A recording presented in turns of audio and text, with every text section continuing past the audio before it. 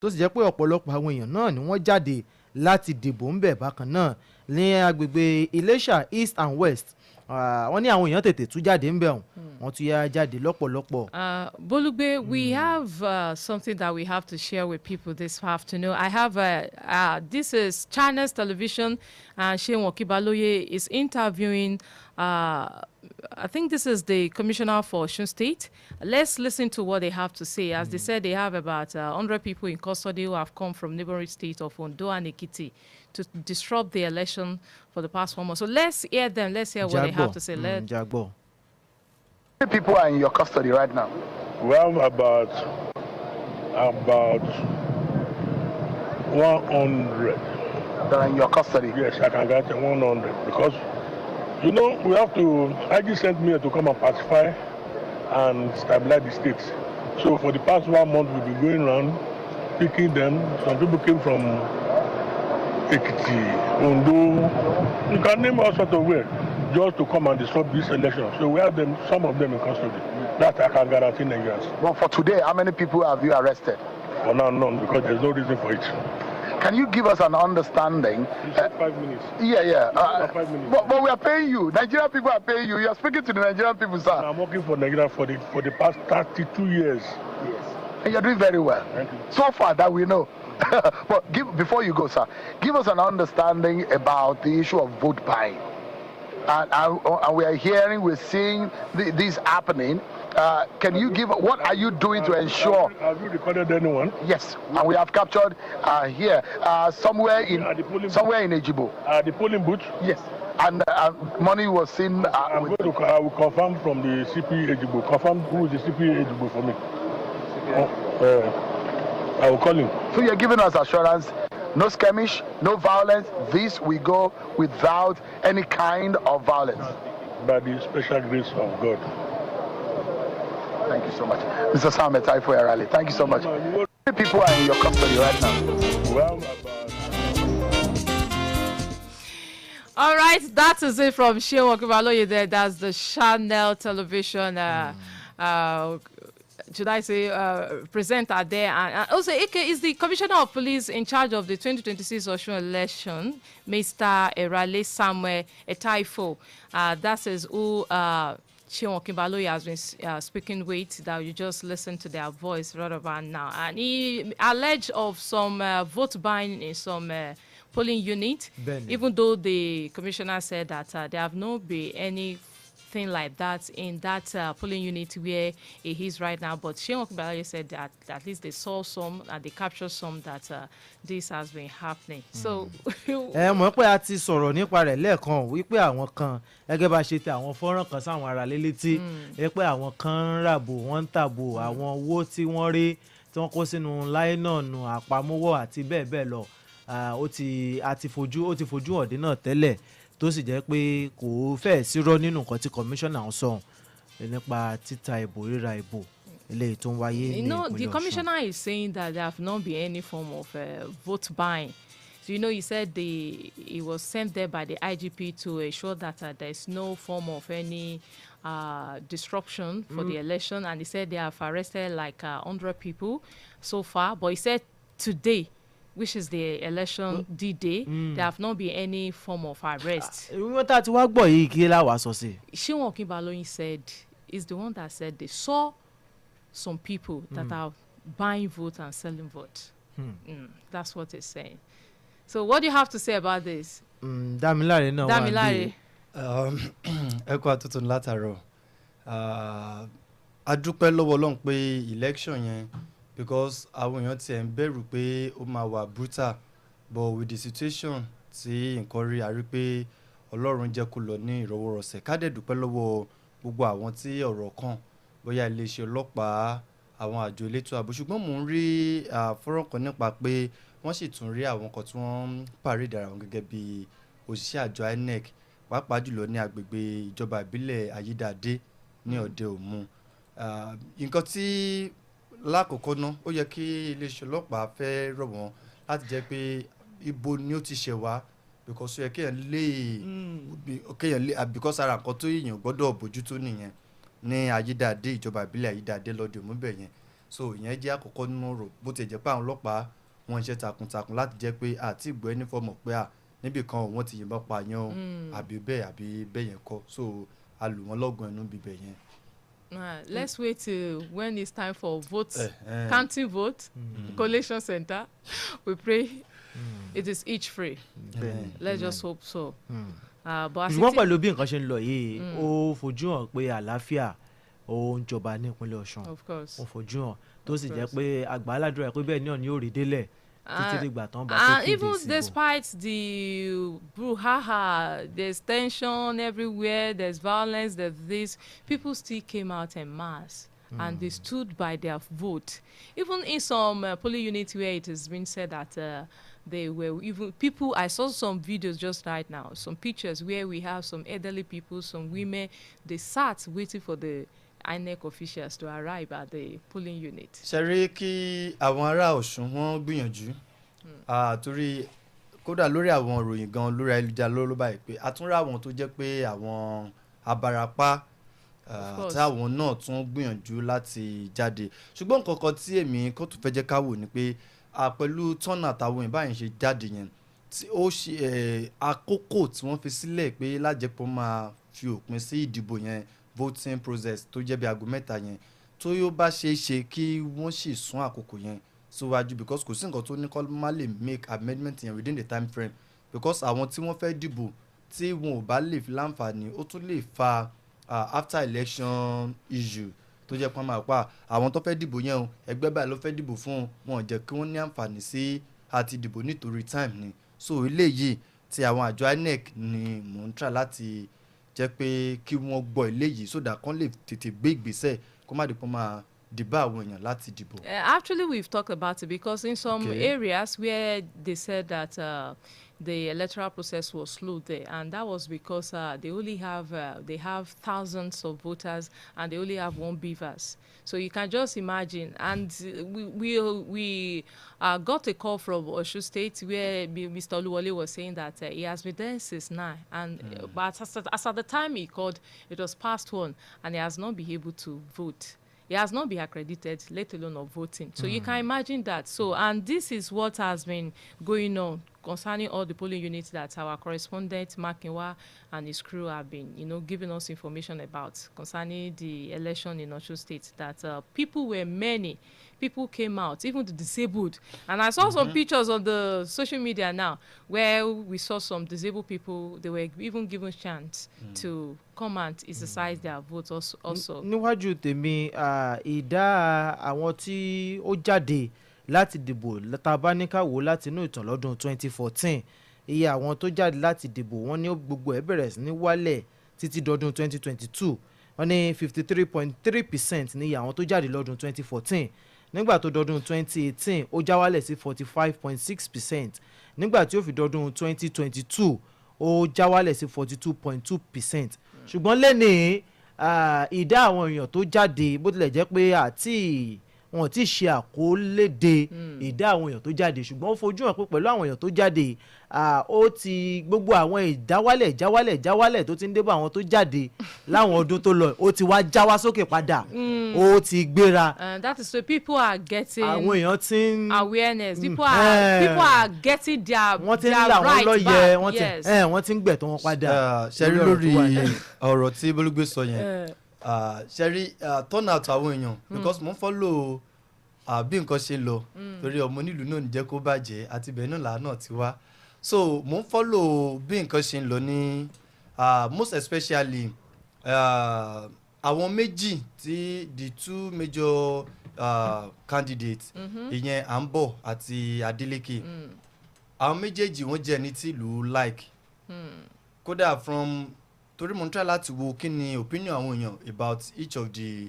candidates. People were like pé tó bá jẹ́ pé Ambo ló padà bọ̀ gan ó máa gbádùn ẹ̀ Ayọ̀dé sọ pé tó bá jáde lékè náà nítorí pé iṣẹ́ tó ti ṣe ó fojú hàn wípé àwọn àṣì tún gbádùn ẹ̀ sí so àwọn méjèèjì lásán ìfẹ́ tí àwọn èèyàn ní sí wọn ó ti tó láti jẹ́ pé kí changes kó wà nínú báwọn ṣe ń dìbò tẹ́ bá wo láyé ìgbà bíi Oyinlọ́lá Ọlágúnsóyè àti Arẹ́gbẹ́ṣọlá ní gbogbo ayé ìgbà wọn yẹn àwọn èèyàn sì fẹ́ ẹnìkan ju ẹnìkan lọ so àwọn olólùfẹ́ ẹni tí wọ́n fẹ́ jù lọ yẹn ní turnout wọ́n máa fẹ́ pọ̀ jù so eléyìí tó jẹ́ pé nígbà tá a ti wá láwọn méjì jẹ́ pé wọ́n close gan táwọn ìjọ fẹ́ràn yẹn so ó jẹ́ ọ̀kan lára àwọn nǹkan tí ó mú turnout yẹn wá but in that one mo kàn wá fẹ́ because mo gẹ́gẹ́ mo ṣe ń follow story yẹn ni pé ìdìbò Ọ̀ṣun yìí it really matter and it should be a signal and ó gbọ́dọ̀ jẹ́ starting step fún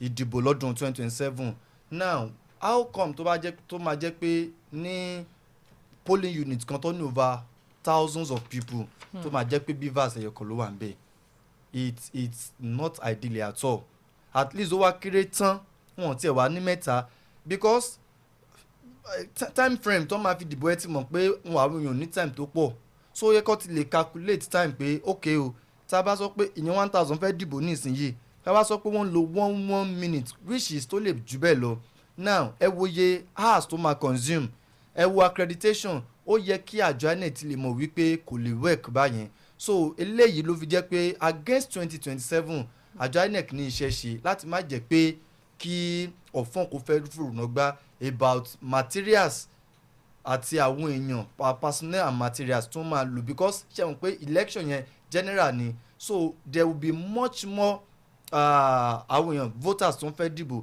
so àjọ INEC ní iṣẹ́ ṣe láti sìn yìí kó má bàa tún rí bẹ́ẹ̀ lọ́dún 2027. Let me quickly speak on what you just said. With your analysis now, with the two personality from the two major parties, Accord Party and APC, that is to say they are going to have a slim winner. Election yẹn. tá a bá wá ní àwò pẹ̀lú nǹkan tó wà nílẹ̀ báyìí lórí ọ̀rọ̀ Adémọ́lá Adélékè àti ẹni tí ṣe adíjòdòpọ̀ gómìnà nínú ẹgbẹ́ òṣèlú APC Oyèbámijí Bọ́lá Oyèbámijí tá a bá ní ká wò gómìnà Adémọ́lá Adélékè ní gómìnà lọ́wọ́lọ́wọ́ lẹ́gbẹ́ òṣèlú Accord tí wọ́n ti léwájú ẹgbẹ́ òṣèlú Accord tí wọ́n sì ti léwájú àwọn ọmọ ìpínlẹ̀ Ọ̀ṣun a lè sọ pé slim winner lè wà ṣùgbọ́n tá a bá ní ká wò pẹ̀lú ohun tí gómìnà Adémọ́lá Adélékè ti ṣe ká gbé lórí òṣùwọ̀n pé àti à ń bọ̀ àti pẹ̀lú gómìnà Adémọ́lá Adélékè ohun tí wọ́n ti ṣe nílẹ̀ ní ìpínlẹ̀ Ọ̀ṣun ká wo àwọn ẹ̀ka tí wọ́n ti fọwọ́bà ní ìpínlẹ̀ Ọ̀ṣun. Has Ambo ever been a governor there? Ibi tí mò ń lọ gan-an náà nù. Has he ever been elected? tá a fi máa wá sọ wípé àwọn méjèèjì wọ́n lè ní slim. election yẹn slim náà ló máa jẹ́. Has he ever occupied a public office before? fún àwọn èèyàn ìpínlẹ̀ Ọ̀ṣun. àná tí ẹ bá follow debate tí wọ́n ṣe the national chairman fún Accord ni ó declare pé àwọn ti step down support and Adeleke that àwọn ṣiṣẹ́ fún Ambo ni in fact ó wá pẹ̀lú àwọn ìgbìmọ̀ the national chairman of Accord Party ó wá pẹ̀lú àwọn working committee wípé àwọn ò ṣe ti Adeleke mọ́ that is one point ẹlẹ́ẹ̀kejì ni pé like 42 sector nínú àwọn sectors tó wà lọ́sùn ni accordingly bí Ambo ṣe sọ ni wọ́n ṣe bẹ́ẹ̀ tí wọ́n díẹ̀pọ̀ ni wọ́n fà sókè. ṣọ́yẹ́ báyẹn so ó máa jẹ́ kí kinní yẹn kó tight lára àwọn méjèèjì tá a bá wo àwọn nǹkan méjèèjì tó wà nílẹ̀. ṣùgbọ́n gómìnà Adémọ́lá Adélékè ká ẹ má gbàgbé wípé ó ti fọwọ́ ba ọ̀pọ̀lọpọ̀ ẹ̀ka ní ìpínlẹ̀ Ọ̀ṣun tó sì ti ṣe ọ̀pọ̀lọpọ̀ àwọn nǹkan lẹ́ka ètò ọrọ̀ ajé ní ètò ẹ̀kọ́ ètò ààbò ètò ìlera àtàwọn bẹ́ẹ̀ bẹ́ẹ̀ ṣùgbọ́n. We have a call from Osun State there. Hello?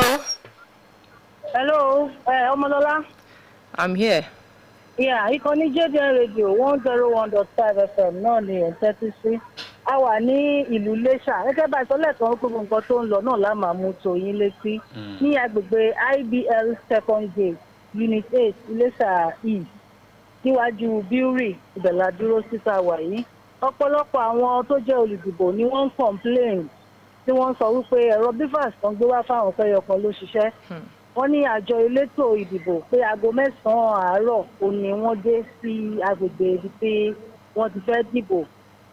A rí ọ̀pọ̀lọpọ̀ àwọn olùdìbò tí wọ́n ń tò lọ́wọ̀ọ̀wọ́ tí wọ́n tiẹ̀ sí ìráyè dìbò rárá tí wọ́n sì ń sọ wípé àwọn kan wọ́n ń fún àwọn kan lówó láti máa dìbò wọ́n ń wọ̀ pẹ́ẹ̀sì àwọn ní polling unit tàwọn pé àti pé wọ́n ní aago 3 làwọn máa ṣe tán ní ọ̀dọ̀ àwọn pé wọn ò ní fáwọn láyè láti dìbò.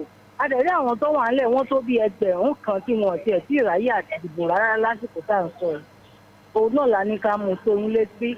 Fẹ́mi ó wà ń bí yóò bá yín sọ̀rọ̀ ní èdè fún ìkùnkùn. Hello, Femi. Hello.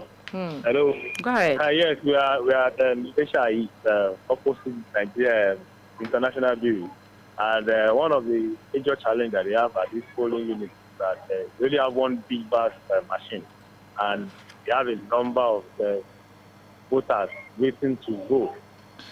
They are being, all of them are dictating their apprehension that they will not allow them to vote because the vote is supposed to end by and this is past 2. So they're complaining that even the INEC officials, they said they came around past 9. And some of them have been on the queues since that past 9 and decided to voted. So it's the case that has been different from all we've seen before.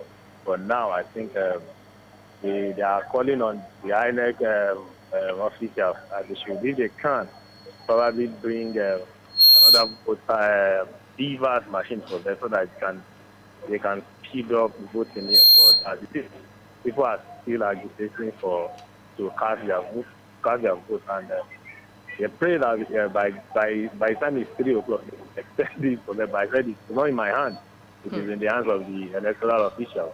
If they will go, they are going to allow them to vote. But I feel that they allow them to perform their civic right, just like Aisha said. They are being intimidated, some of them, because of affiliation or the like, because of funds. They are trying to tell them that by the time it's 3 o'clock, they will allow other people that are not yet vote. But we are still there, we are still observing to see what's going to happen. Ọ̀dà bó lọ̀rọ̀ ètò ààbò náà ń bẹ̀ wọ́n. Ètò ààbò wà ó mú àwọn ọlọ́pàá ti dé báyìí sísìn. Àwọn ọ̀gá ọlọ́pàá ìpínlẹ̀ Ọ̀ṣun gbogbo wọn ti wà ní báyìí tó mo sọ wípé bóyá máa rí ojútùú sí nǹkan tó ń ṣẹlẹ̀ nígbà. Ẹ bá Àìṣà sọ̀rọ̀. Ọ̀dà Hello Àìṣà bò nìkan ń bẹ̀ wọ́n. Adúpẹ́ o. Ẹ kú iṣẹ́ lò ó. Ẹ̀yin náà kú iṣẹ́ ìlú. Nípa àwọn òṣìṣẹ́ àjọ INEC, ǹjẹ́ ó fojú hàn wípé wọ́n lè fẹ́ sún àsìkò tí àwọn olùdìbò tí wọ́n wà ń bẹ̀ tí wọ́n ò fi ráyè dìbò kọjá àsìkò tí wọ́n ti pé amọ̀ kalẹ̀? Bójú ọjọ́ ṣe rí ní àsìkò yìí, àsìkò ìgbà tí wọ́n ní wọ́n máa parí náà ni wọ́n sì ní wọ́n máa parí bá a ṣe ń lò ó ṣe lọ lọ́wọ́. Àti wípé ní pàápàá àwọn elétò ààbò tá a sọ wípé wọ́n wọlé wá lẹ́ẹ̀kan. A rí àwọn kan tí wọ́n jáde láti ibùdó ìdìbò tí wọ́n fi ń dìbò lọ́wọ́, wọ́n wọnú mọ́tò àwọn ọlọ́pàá. Wọ́n kọ́kọ́ lọ bá wọn sọ̀rọ̀ náà. Lẹ́yìn ọ̀rẹ̀yìn wọ́n lọ síbi tí wọ́n ní wọ́n ti ọ̀nà bí wọ́n fi owó yẹn ṣá wọ́n lọ bẹ̀. Wọ́n tún wá padà àti ẹni tó lọ bá àwọn ọlọ́pàá tí wọ́n bẹ̀ wọ́n wọnú mọ́tò wọn, wọ́n ju gbẹ́ni ẹ̀ lọ báyìí. Ní àsìkò ìpójú ọjọ́ ṣe rí ní àákò yìí. Bóyá wọ́n lọ mú owó ni o, bóyá kan ni o, àlọ́lárí àti ìràbọ̀. Òun náà là nípa jábọ̀ ní ìpójú ọjọ́ ṣe rí níwájú bírí ní Iléṣà lọ́wọ́lọ́wọ́ báyìí. Ọ̀dà ẹ kú iṣẹ́ náà. Ẹ kú iṣẹ́. Ẹ ṣeun. Ẹ ṣeun. Ẹ ṣeun. Ọ̀rọ̀ náà lẹ ti gbọ́ yìí látẹnu àwọn akọ̀ròyìn wa tí wọ́n wà ní ìpínlẹ̀ Ọ̀ṣun. Lọ́wọ́lọ́wọ́ yìí ní iwájú Bíórì nílùú Òṣogbo ní ìpínlẹ̀ Ọ̀ṣun lẹ́yìn nílùú Iléṣà tí wọ́n ti ń sọ bí nǹkan ṣe rí ń bẹ̀ wọ́n lórí ọ̀rọ̀ àwọn tí wọ́n jẹ́ olùdìbò eléyìí tí wọ́n pọ̀ jaburata ṣùgbọ́n tí ẹ̀rọ bíváàsì tó daṣẹ́lẹ̀ tó jẹ́ pé ẹyọ kan gan ló ń ṣiṣẹ́, ẹyọ kan ọ̀hún sì rèé kò ká àwọn ẹgbẹ̀lẹ́gbẹ̀ àwọn èèyàn tó wà ńlẹ̀ tí wọ́n fẹ́ dìbò tí kò sì tí ì fojú hàn dé pé wọ́n sún àsìkò táwọn wọ̀nyí yóò fi dìbò.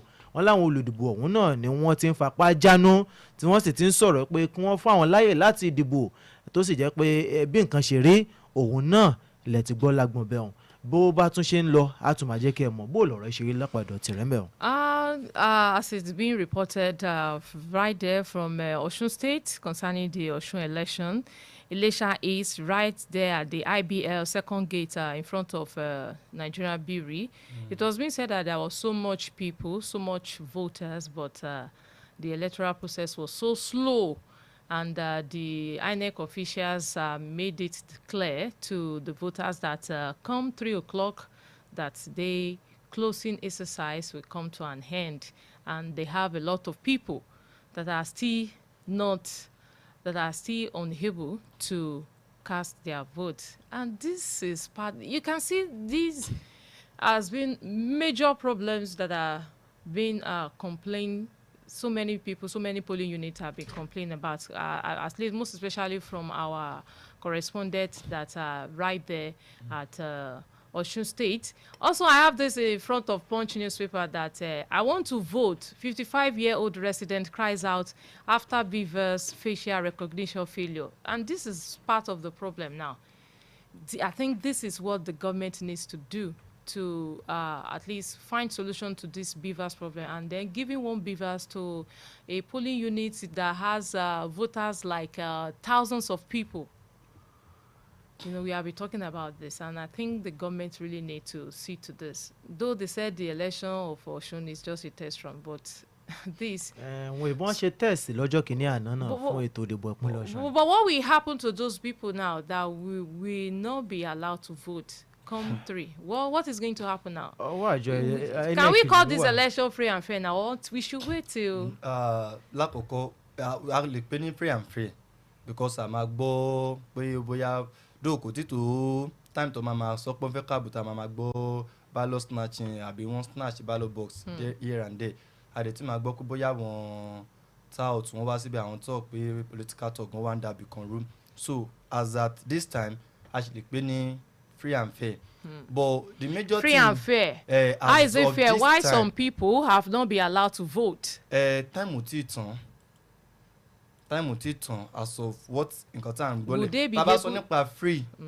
People were allowed. Okay. Up till now, wọ́n ṣì allow wọn, but wọ́n sọ pé gbèdéke lélẹ̀. And the fear is that àti gbọ́ pé bóyá wọ́n gbébọn sí ibì kan bóyá ibi ìbànú kẹ́ máa tẹ̀sí. No, the fear is also part of some people will be disenfranchised. You see, they will not be allowed to vote, and they come out to vote, but they will not be allowed to vote. That would be around past 3. And ó pẹ̀lú nǹkan tí mo fẹ́ jẹ́ ká jọ wò gan critically. Because assuming pé èèyàn 1,000 wọ́n fẹ́ vote, wọ́n dey allow wọn kan vote. We cannot say pé ẹgbẹ́ òṣèlú wo lè fẹ́ vote fún. Ẹ jẹ́ ká wá assumption nílé pé ká ní pé 600 ó fẹ́ vote fún ẹgbẹ́ òṣèlú A, 400 ó fẹ́ vote fún ẹgbẹ́ òṣèlú B, and at the end of collation wọ́n wá rí pé difference of 150 ni ẹgbẹ́ òṣèlú kan fi ju ara wọn lọ. Now tó dẹ̀ jẹ́ pé àwọn kan ò láǹfààní àti dìbò, so ṣe mọ̀ pé issue ti wà láàrin báyìí, so tó fi jẹ́ pé tí rẹ̀ bá dé lọ ṣẹlẹ̀ lọ bẹ́ẹ̀ 2027 kí ni nǹkan tó ń sọ fún wa? Àkọ́kọ́ nìyẹn. Èkejì, beavers not recognizing face àwọn tí wọ́n ń ṣe kínní. Now àkọ́kọ́ ni pé IT department INEC kí ni gbogbo iṣẹ́ tí wọ́n ti ń ṣe tí wọ́n sọ pé àwọn ti ń gbìyànjú àwọn ti ṣe gbogbo ètò, kí ni IT department INEC kí ni wọ́n ń ṣe débi wípé beavers ṣẹ̀ṣẹ̀ wá ń fún wọn ní issue báyìí. They budgeted for them, so how do they spend the money? Ẹ jẹ́ ká tẹ̀ kọ́kọ́ bá ti mọ́nítì ká kọ́ wo pé their activities we are testing we are doing that one. Kí ló dé jẹ́ pé ní beavers ṣé wọ́n lè kọ́kọ́ lu ara wọn pé yẹ ẹ jẹ́ ká lu àwọn beavers yìí o ká kọ́ fi ṣe kinní o. Ṣé bí wọ́n ti ṣe mock test fún ọ̀rọ̀ ètò ìdìbò ìpínlẹ̀ Ọ̀ṣun tó ń bọ̀ ẹ̀. Mock test tán ṣe yìí kí ni ìdí tán fi ṣe tó fi jẹ́ pé ìsìn nígbà tí ètò ìdìbò wa wà.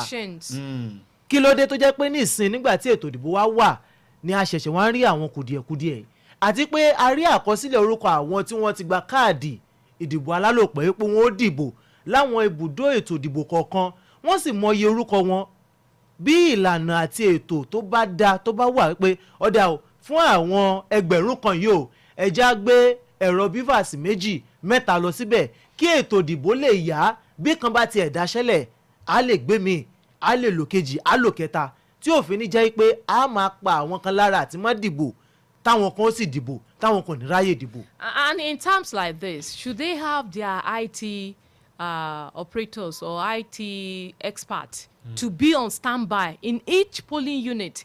Each time a beavers malfunction, then he will attend to it. Exactly. That's part of what I said. How did they spend the money, the money that was budgeted to them? How did they at least these their IT experts should be on ground, should be there that very day. So it's not only the people that will give the forms for the voters to for accreditation. So their experts, their IT experts should also be on ground. Kó tó di pé another thing kó tó di pé a kó lórí àwọn IT department ẹni pé ẹ̀yin tẹ́ jáde department tẹ́ jẹ́ experts ó yẹ kẹ́ sì lè mọ̀ this is machine, so there is speed, there is accuracy. Now ẹ yẹ kẹ́ ti mọ̀ speed at which tó lè fi attend sí èèyàn kan, plus the records of voters tí ẹ ti ní a particular polling unit or ward or bóyá local government. So ó yẹ kí wọ́n ti lè ṣe mathematics wọn pé for instance we have 1,000 voters tó jẹ́ pé níbí báyìí o, now we are operating from 9 to 3, how many hours is that one? So divided by iye àwọn tí wọ́n fẹ́ dìbò yẹ kó lè mọ̀ pé dóò kò ń ṣe gbogbo polling unit náà lè sọ pé wọ́n fẹ́ gbé bíi méjì mẹ́ta lọ bọ̀. There are some polling unit jẹ́ pé wọ́n máa ní tó márùn gan ní tù pé record tẹ̀tì níbi bẹ̀. So ìyẹn ó yẹ kọ́kọ́ ti consider ẹ̀. Àwọn òbí máa jẹ́ pé méjì ni wọ́n máa gbé fún wọn due to then another one that tí ó yẹ kí wọ́n ti lè máa mọ̀ wípé there is no way no how, machine is machine anytime ó lè give a damn for it. So ó yẹ kí wọ́n ti lè wò pé báwo ni kò ṣe nípa ìdìbò lára. So IT department wọn níbi ibẹ̀ yẹn wọ́n iṣẹ́ wọn kò wọ́n ṣe dáradára tó. So kọ́ dẹ̀ mójútó kìíní against 2027 because ó lè má fẹ́ easy bí tẹ́lẹ̀ báyìí nígbà yẹn because general election ni. ọ̀dà kí àjọ INEC kí wọ́n bá wa mójútó ọ̀rọ̀ yìí kó tó di pé ọ̀rọ̀ ètò ìdìbò gbogbogbò ọdún 2027 yóò wọlé dé ara wọn kùdìẹ̀kudiẹ tó ń fojú hàn dé yìí ó yẹ ká tètè ṣe àtúnṣe sí i.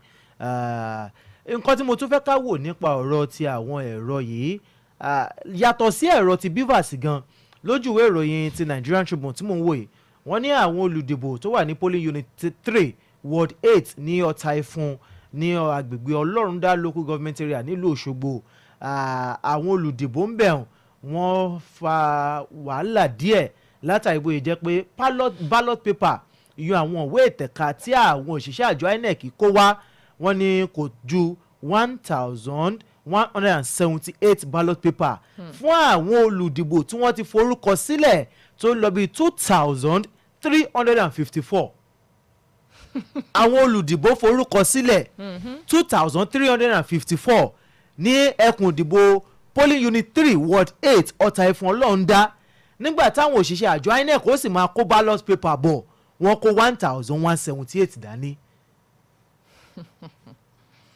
bó o lè lè náà ṣe rí ṣé ká sọ wípé wọn ò mọ̀ wípé àwọn èèyàn ó tù yáyá jáde ni tàbí kí gan-an ni tó fi jẹ́ pé ó wá dínkù sí iye àwọn tí wọ́n ti forúkọ sílẹ̀ pé àwọn ò jáde wá láti wá dìbò. This is part of what I just said. How do they have to print ṣé wọn ò ní àkọsílẹ̀ ni.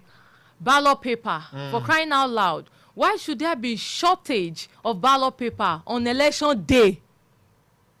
ṣé àkọsílẹ̀ ò sí ni fún àwọn tó ti forúkọ sílẹ̀ tá a fi wá sọ pé bóyá wọ́n ṣe àṣìṣe pé òǹkà iye àwọn tó forúkọ sílẹ̀ ni wọn ò mọ̀ iye àkọsílẹ̀ wà wípé àwọn wọ̀nyí ló ti forúkọ sílẹ̀ o lẹ́kùn ìdìbò ilé o iye àwọn tí wọ́n wà láti wá dìbò rèé lẹ́kùn ìdìbò ilé o iye àwọn tí wọ́n ti forúkọ sílẹ̀ rèé tó fi wá jẹ́ pé 1,178 ballot paper la wá ń kó wá fún àwọn 2,354. This is Nigeria. This is Nigeria.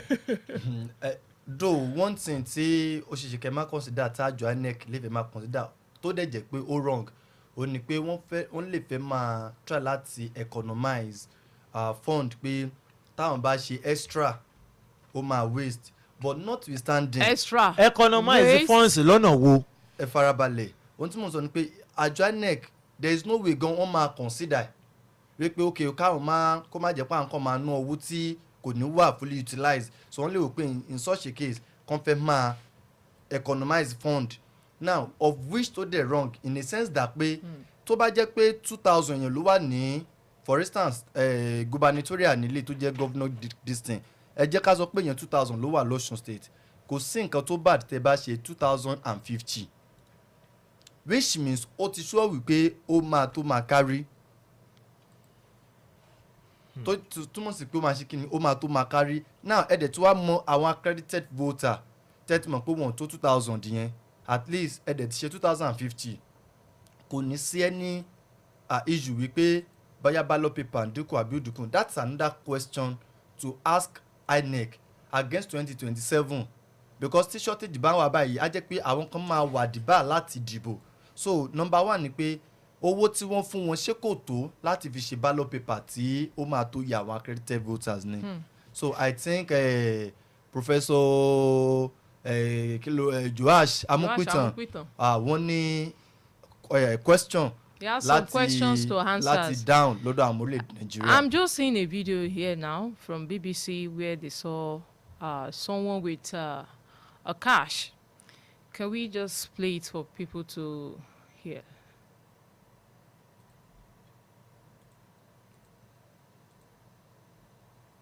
dàbí ẹni pójú òpó òun fẹ́ lọ́jà díẹ̀. Okay. ojú As òpó soon òun as fẹ́ fọhùn it síta. gives sounds, then we can play it for you people to hear.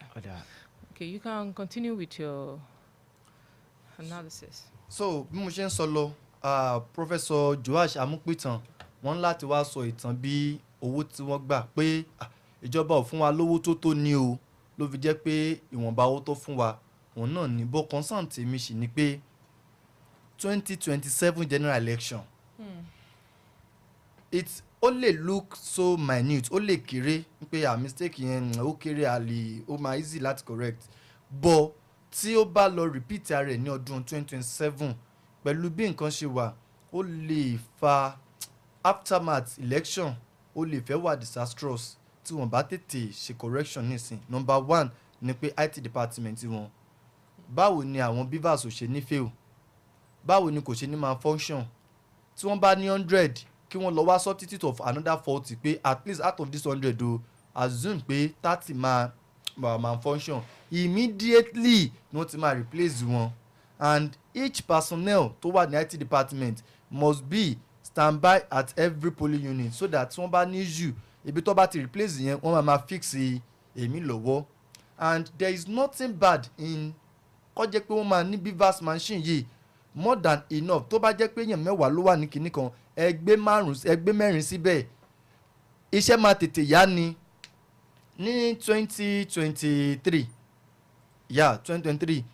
ní Ìbàdàn bíbá yìí nítorí election ní ìjọba ìbílẹ̀ kan ní Ìbàdàn bíbá yìí Olúyọ̀lé ní ward 7 ní àránṣọ yorùbá yẹn mo rántí pé láwọn polling unit mi wà jẹ́ pé ìgbà tó máa fi tó bí aago 2 wọ́n ti dìbò tán kò séyàn kankan bẹ́ẹ̀ so ìgbà tó dẹ̀ jẹ́ pé àwọn ibì kan wà tí ó jẹ́ pé àwọn èrò pọ̀ ń bẹ̀ so wọ́n láti jẹ́ pé either two way bóyá kí wọ́n gbé àwọn tó wà ń bẹ̀ yẹn bọ̀ wọ́n wò pé torí monitoring wọ́n ní káwọn èèyàn míì kí wọ́n lọ sí polling unit yẹn so ibi tí machine yẹn pọ̀ sí tí wọ́n tètè ríṣẹ́ wọn ṣe tán so ó lè jẹ́ kí wọ́n lè ran àwọn bòmíì lọ́wọ́ táwọn èrò pọ̀ sí ibibẹ̀ ṣùgbọ́n tí machine yẹn ò tó so iṣẹ́ yẹn yàtọ̀ sí wípé láàrin aago 4 àbí aago 3 yẹn everything wọ́n ti dìbò everybody ló dẹ̀ ráyè dìbò débi pé àwọn èèyàn ní time àti ọ̀pọ̀kè jẹ́ kí wọ́n wo bí nǹkan ṣe ń lọ so against 2027 tó jẹ́ pé concern tèmi gangan nìyẹn ni pé kí wọ́n tètè ya work on their IT departments and also bí ó ṣe jẹ́ wípé àwọn personnel wọn they will be standby and gbogbo nǹkan tó bá ní láti ṣe wọ́n gbọ́dọ̀ ṣe the other thing is eléyìí kó wà ó jẹ́ fún àwọn elétò ààbò concerning tí mo kọ́ sọ̀rọ̀ lórí ẹlẹ́ẹ̀kan mo kàn yan ni ẹni tó ń parade ààrẹ as òṣìṣẹ́ INEC ìyẹn níjọba ìbílẹ̀ Ayédáadé ní ọdẹ òmù bíbẹ̀ yẹn iléeṣẹ́ ọlọ́pàá àbáwọn àjọ elétò ààbò wọ́n ní láti jẹ́ káwọn ọmọ orílẹ̀-èdè Nàìjíríà mọ̀ bí nǹkan ṣe ń lọ number one ni pé a gbọ́dọ̀ mọ̀ for clarity and kó má bàa sí pé misconception misunderstanding ẹgbẹ́ òṣèlú wo ni wọ́n employ rẹ̀ níbẹ̀ oníkan sọ ń bẹ̀ yẹn. gẹ́gẹ́ bó ṣe ń bọ́lẹ̀ ní yàjóyàjó wọ́n ní ẹni tí í ṣe àdíje dupò gómìnà nínú ẹgbẹ́ òṣèlú African Democratic Congress ní ìpínlẹ̀ Ọ̀ṣun èèyàn Dr. Najim Salam àwọn kan gbìyànjú láti kọlù lónìí ní ward 3 unit 13 lágbègbè ìjọba ìbílẹ̀ Èjìgbò local government area ní kété lẹ́yìn láìpẹ́ sígbà tí ó ṣe bẹ́ẹ̀ tó dìbò tán ní ibẹ̀ ọ̀hún ó ṣe ń bọ́lẹ̀ ní lójú ìwé ìròyìn Nigerian Tribune gẹ́gẹ́ bí wọ́n ṣe ń kọ jáde náà ni mo ní kí n fi tó àwọn ará létí bọ́rọ̀ ṣe lọ lápá bẹ́ẹ̀. He has something to say. Salam alleges discrimination against. Let's listen to what he has to say. The report of my agent being recognized in most of the wards across the state is worrisome and disturbing. Despite the fact that we uploaded all the names of our party agents, especially in Nijibu here, all the agents in Ward 5 for ADC, they were not given tag. And it happened in 10 local governments across the state like this. So this process, I've reported to the authority and they are looking into it, because when they are counting the votes, it will be necessary for my agent to be recognized at the poll unit. So outside that, in the Djibouti local government, we have been doing it. No crisis for now. I want to believe it go like this till the end of the whole exercise. As it is, we don't have, except that the party agent, which is a lot to it. If you do not have party agent, you can know, you understand what it means. And all the names have been uploaded onto the platform of INEC. I don't know why we are going denying us of having the party agent now. So maybe towards the end of the election process, I will still address the press and let the people know how far we go with it. Okay, so let's, how would you compare the INEC preparation? Can you compare the previous? Yes, what I'm saying is part of the preparation of the in the side of the INEC. When you requested for party agent, you requested for the party to upload their party agent, and we did. I don't understand how and why the party agent will not be given tag. So it's one part of the process. So if at the end of the day we do not have this, then the process is very questionable. And for now, I will be silent on it till when we come to the end of the whole exercise. However, sir, are you confident that you win this election? It used to be a free and fair election with no rigging, manipulation, a level playing ground. I trust my God that I'm going to win the election. Thank you very much. Sir, finally, sir, some have questioned that at your own polling units, they had to arrest people buying votes. Here, well, you are just coming. Definitely it cannot be my party. We are not into that. We canvass for the people, we let them know our programs, and that is what we do. Vote buying is out of it. I have never in my life buy votes. People will decide whom they want, and I think it should be very fair enough for them to have the right to choose whom they prefer as the candidate or as the governor of the state, instead of going through the number of billions and dollars that have been rolling in the state for the while.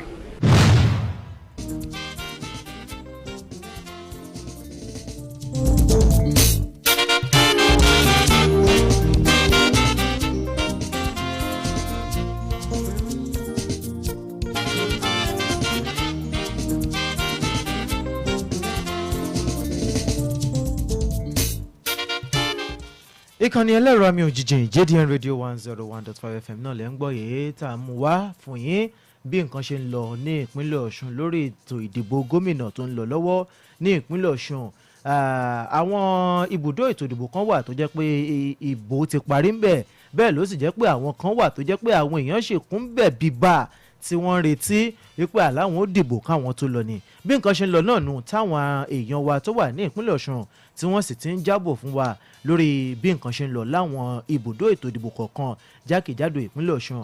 Ṣùgbọ́n nípa fọ́nrán kan eléyìí tí a tẹ̀ sétí gbọ́ àwọn aráalé tá a sì sọ ní pé iléeṣẹ́ ọlọ́pàá tàbí àwọn òṣìṣẹ́ iléeṣẹ́ ọlọ́pàá náà ni wọ́n gbìyànjú láti da ẹkùn ìdìbò ti Ward 10 tó wà ní Mọ̀dákẹ́kẹ́ tí wọ́n gbìyànjú láti dàrú tí wọ́n fi tear gas lọ́sàn-án tòní níwájú tèmi iléeṣẹ́ ọlọ́pàá ní ìpínlẹ̀ Ọ̀ṣun ti sọ̀rọ̀ jáde lórí rẹ̀ nípa bí àwọn òṣìṣẹ́ ọlọ́pàá ọ̀hún bí wọ́n ṣe gbìyànjú láti da ọ̀rọ̀ náà rú nígbà tí iléeṣẹ́ ọlọ́pàá tí wọ́n máa gbé ohùn léde wọ́n ní àwọn òṣìṣẹ́ ọlọ́pàá ọ̀hún gẹ́gẹ́ bí fọ́nrán ti ṣe gbé léde nílùú Mọdákẹ́kẹ́ wípé wọ́n fín tíágà àti yọ àwọn kinní tajútajú ọ̀hún àwọn afẹ́fẹ́ tajútajú wọ́n fín láti fi jẹ́ kí àwọn èèyàn kí wọ́n sá kúrò níbi tí wọ́n ti ń dìbò wọ́n ní ọ̀rọ̀ náà ló jẹ́ pé iléeṣẹ́ ọlọ́pàá ti sẹ́kànlẹ̀ lórí rẹ̀ o tí wọ́n sì ti náwó gan ìkan nínú àwọn òṣìṣẹ́ ọlọ́pàá eléyìí tó jẹ́ pé ó wà níbẹ̀ wọ́n ní wọ́n ti mú un lásìkò yìí nígbà tọ́rọ̀ ó máa tẹ̀síwájú kí nǹkan mú un lóní belenja náà ni wọ́n ní lọ́wọ́ tá a wà yìí iṣẹ́ náà ló ti ń lọ lọ́wọ́ láti lè rí dájú pé wọ́n dé kúlẹ̀kúlẹ̀ ọ̀rọ̀ ọ̀hún pẹ̀lú bó ṣe jẹ́ pé àlàáfíà òun náà ló ti ń jọba láwọn agbègbè ọ̀hún padà báyìí ṣùgbọ́n òṣìṣẹ́ ọlọ́pàá tó lọ́wọ́ nínú ọ̀rọ̀ ọ̀hún wọ́n ní wọ́n ti mú un sákàtà wọ́n sì ti ń fi ọ̀rọ̀ wa lẹ́nu wò tóun ti bí iṣẹ́ ìwádìí bó ti ṣe ń lọ lọ́wọ́ bọ́rọ̀ ṣe rí nù nípa ọ̀rọ̀ òṣìṣẹ́ ọlọ́pàá tí wọ́n ló fi tear gas táwọn ìyá kan ń sọ̀rọ̀ lẹ́ẹ̀kan. Do you know why I'm laughing? They said they denied that there was any form of tear gas and they said they have arrested the policeman. So what are they saying? They should not confuse us now. Bọ́rọ̀ ṣe jáde nù òwe ìròyìn Punch ló gbé. This is Nigeria. Ó lágbára. Ọ̀dà ká máa tẹ̀síwájú lórí ọ̀rọ̀ tó wà nílẹ̀ ìkìlẹ̀ rẹ̀ sọ sí. You see, there is no how this election will not be marred with violence, and it has been showcasing in some places. But I just pray that orderliness will be the order of the day at the end of the day. So, and but my concerns is just about the people that will be disenfranchised from voting. How many minutes to 3 now? If we still have our correspondents, we still have them. 7 minutes. We have about how many? 27 minutes to 3. And when you talk of, mammoth crowd now, before you, and this thing is slow.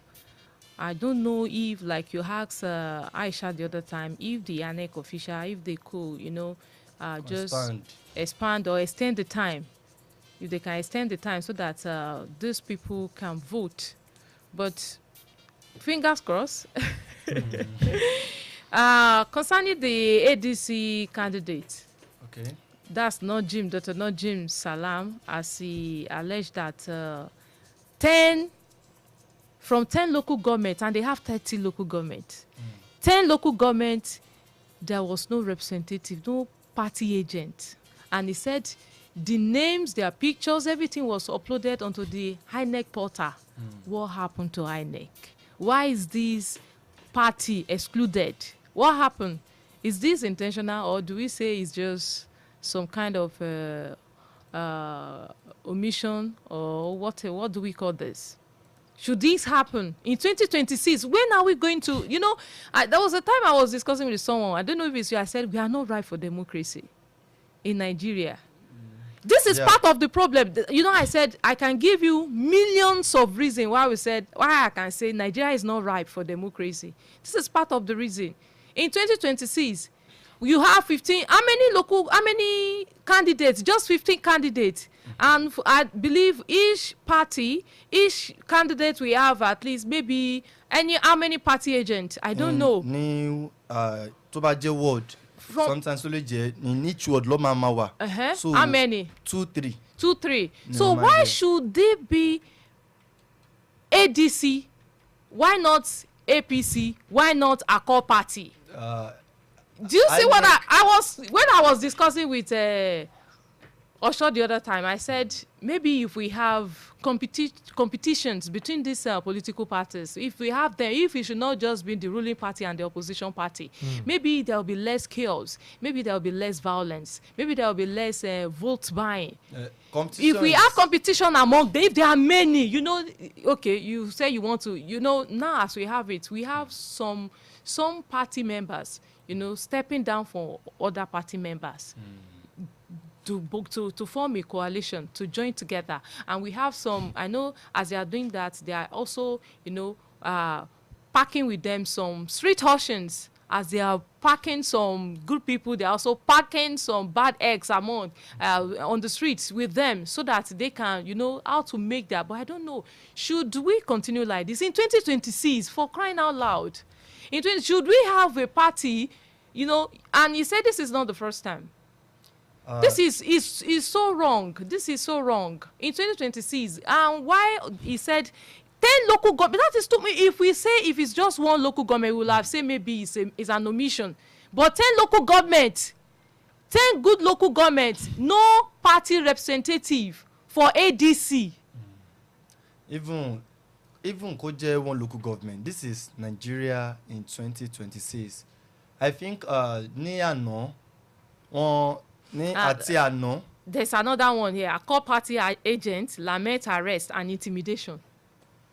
Now, ká kọ́kọ́ dúró sórí omission or no omission. Okay, let's go. Even kó jẹ́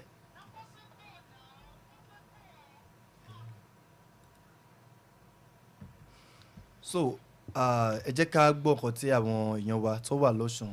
Let the call come in. Let the call come in. So ní hello. ẹ ti wọ́n bẹ̀. hello. ẹ kú iṣẹ́.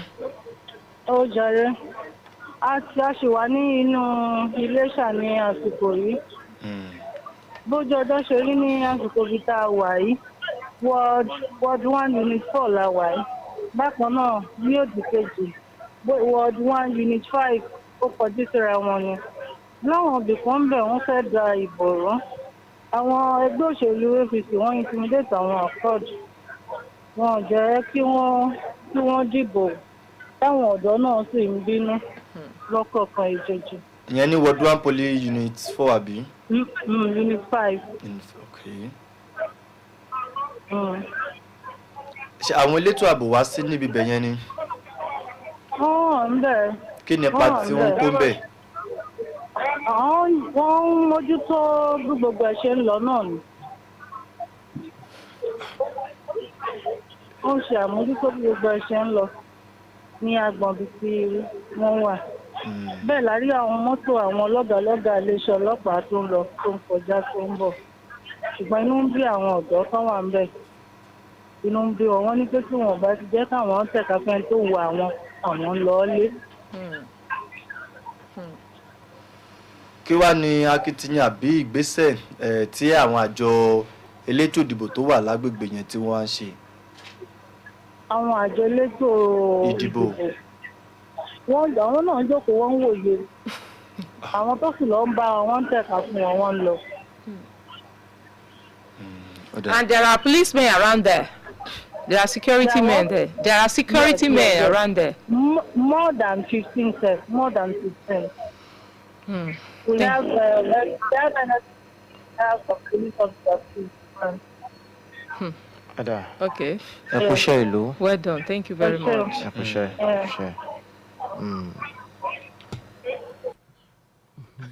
bọ́rọ̀ ti ṣe lọ náà lẹ ti gbọ́.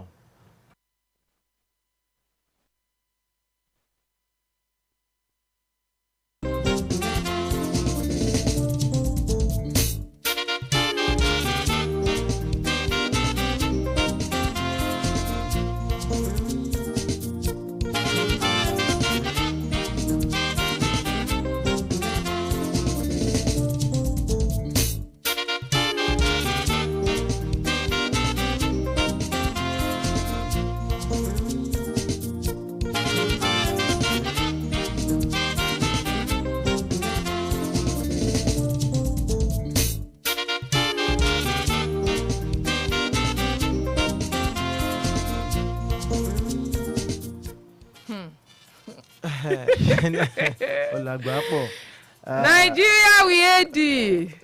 This is JDR Radio 101.5 FM, and this is the update on Osun State Governorship election 2026. And we have been, you know, if you have been following us from morning, we have been giving you update, verified information. You know, while we were talking about the omission of party agents of ADC. ADC, of candidate of ADC, that's Najib Salam, said something about our core party agents lamenting arrest and intimidation. You know, that is what our correspondent Aisha just called from Ilesha, from Osun State right now to report about. You know, I don't know what to say at this point in time. We just say, or should decide. Omolola, the decision is still on. Omolola, question kan tí mo ní ni pé kí gan mo fẹ́ jẹ́ ká jọ wò torí kò jẹ́ mi tó mọ́ kí gan ni nǹkan tó ní káwọn àjọ elétò ààbò kan ṣe kọ́kàn máa ṣọ́ àwọn èèyàn kan máa jà àbí nǹkan kan. They said they have heavy security men there and they have APC agents kí ni ìrántí àwọn ìjọ elétò ààbò ń ṣe láti jẹ́ pé ẹ wà ń bẹ̀ wọ́n dẹ̀ intimidate pé ẹ má jẹ́ kí àwọn kan tẹ̀ka. Like I said the other time, you were not here when I was saying, I said none of them has monopoly of violence. They all have it. They all.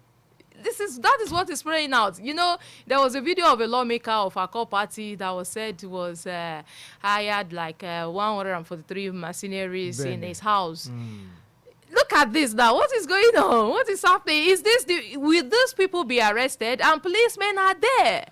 Nǹkan tó tẹ̀ ń bá fún mi ni pé once tí wọ́n wà ní police unit kan and you see a particular party intimidating other party àròjúṣe wọn láti sọ pé àbí ṣé ká sọ ojúṣe INEC ni. ó ṣeé ṣe kó má jẹ́ ojúṣe àjọ elétò ààbò láti dá sí ọ̀rọ̀ ó ṣeé ṣe. Really? ó ṣeé ṣe kó má jẹ́ ojúṣe àjọ elétò ààbò láti dá sí ọ̀rọ̀. What is the can you list out the functions, the duties? What are the functions and duties of law enforcement agents? Can you maybe I don't understand. láti lè jẹ́ kí àlàáfíà jọba náà. So and what is happening right there? Nǹkan tí mo fẹ́ sọ náà ni pé ṣé àlàáfíà wà nínú bí wọ́n ṣe táwọn yẹn náà bá wá lọ. Intimidate. Do you know what they call intimidation? wọ́n fẹ́ máa jẹ gàba lórí àwọn ẹlòmíì.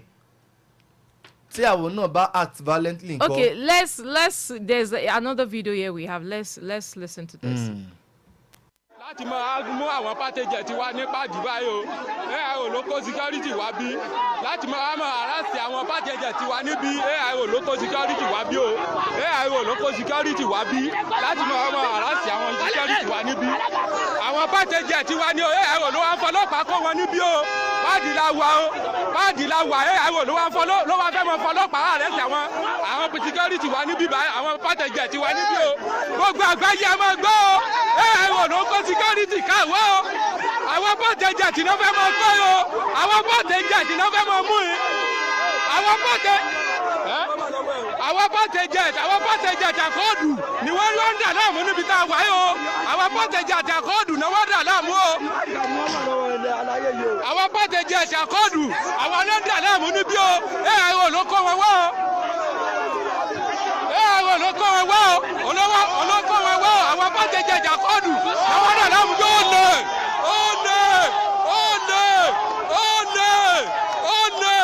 àwọn pàtẹ́jẹ̀ àkọọ́dù ni wọ́n dà láàmú o àbẹ́ni kankan jà o àwọn pàtẹ́jẹ̀ àkọọ́dù ni wọ́n dà láàmú bí o AIO ló mú wọn wá o AIO ló mú wọn wá láti máa wá kọ́ àwọn pàtẹ́jẹ̀ àkọọ́dù AIO ló mú wọn wá o AIO ló kọ́ wọn wá bí o àìsí òfò ni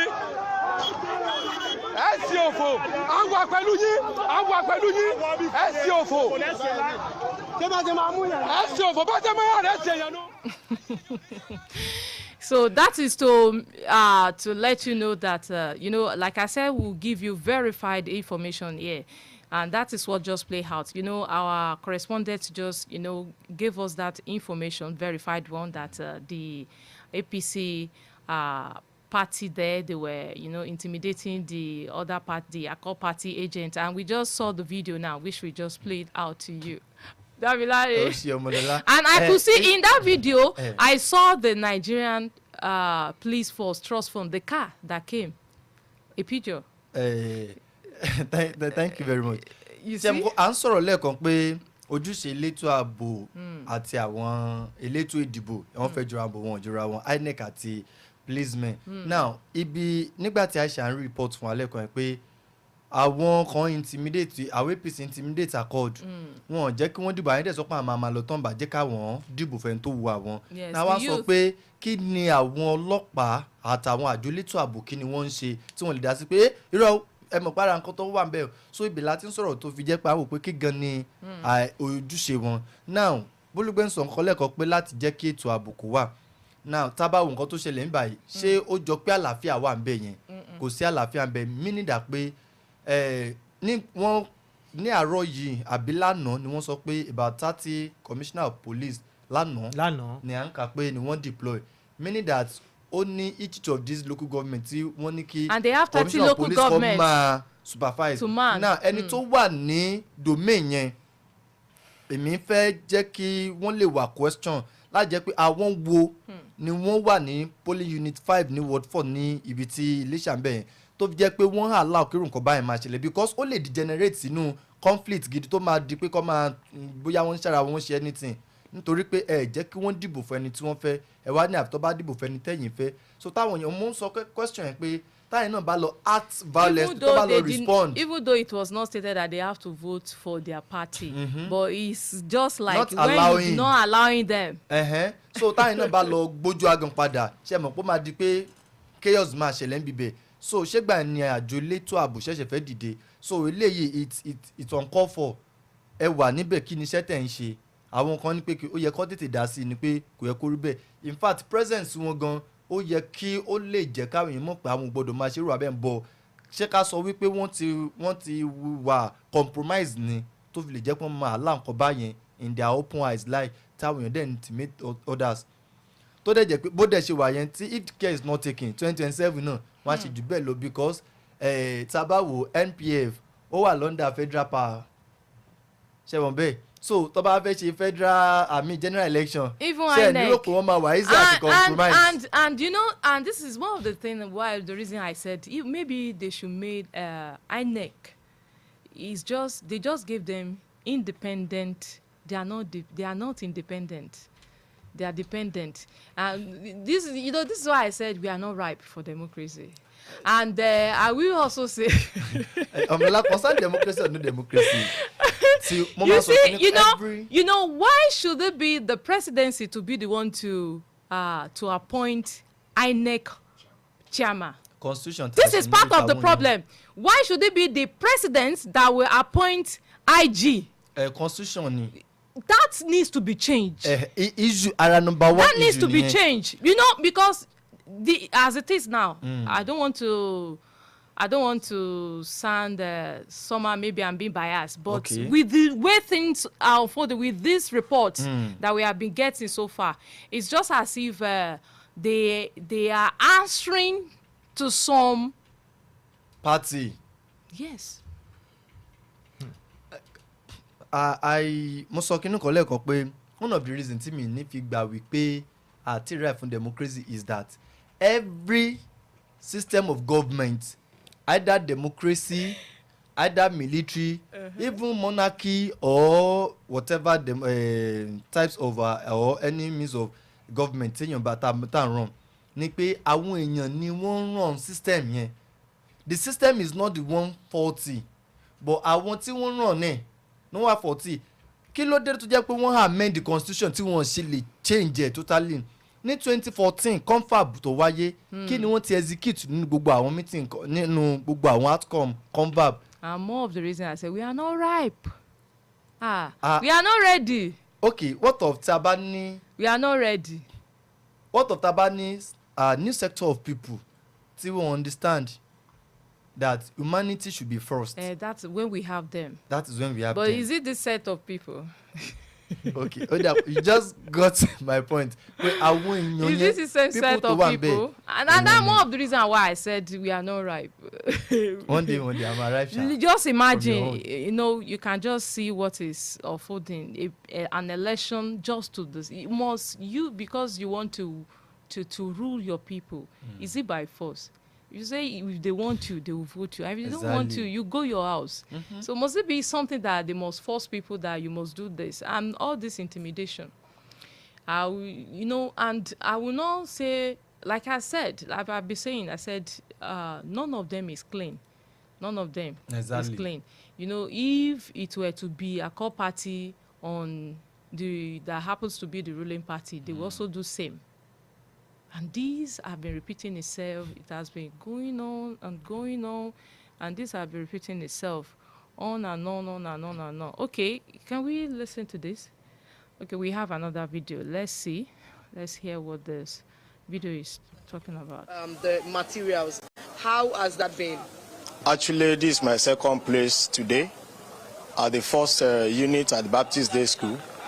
They arrived around some minutes past 7, and they came with all the materials.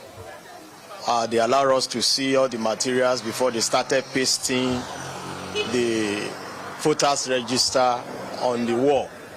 And practically speaking, the voting commenced around 8:40 exactly. But the presiding officer called the voters to start lining up at around 8:20, thereabout. And there, the voting exercise has been going on smoothly and peacefully. I arrived this place exactly 11:40 a.m. and the voting is also running smoothly and peacefully.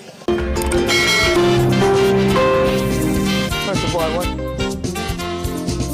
let's go over to Messi Baba. Nelson, you're an observer. You tell us where.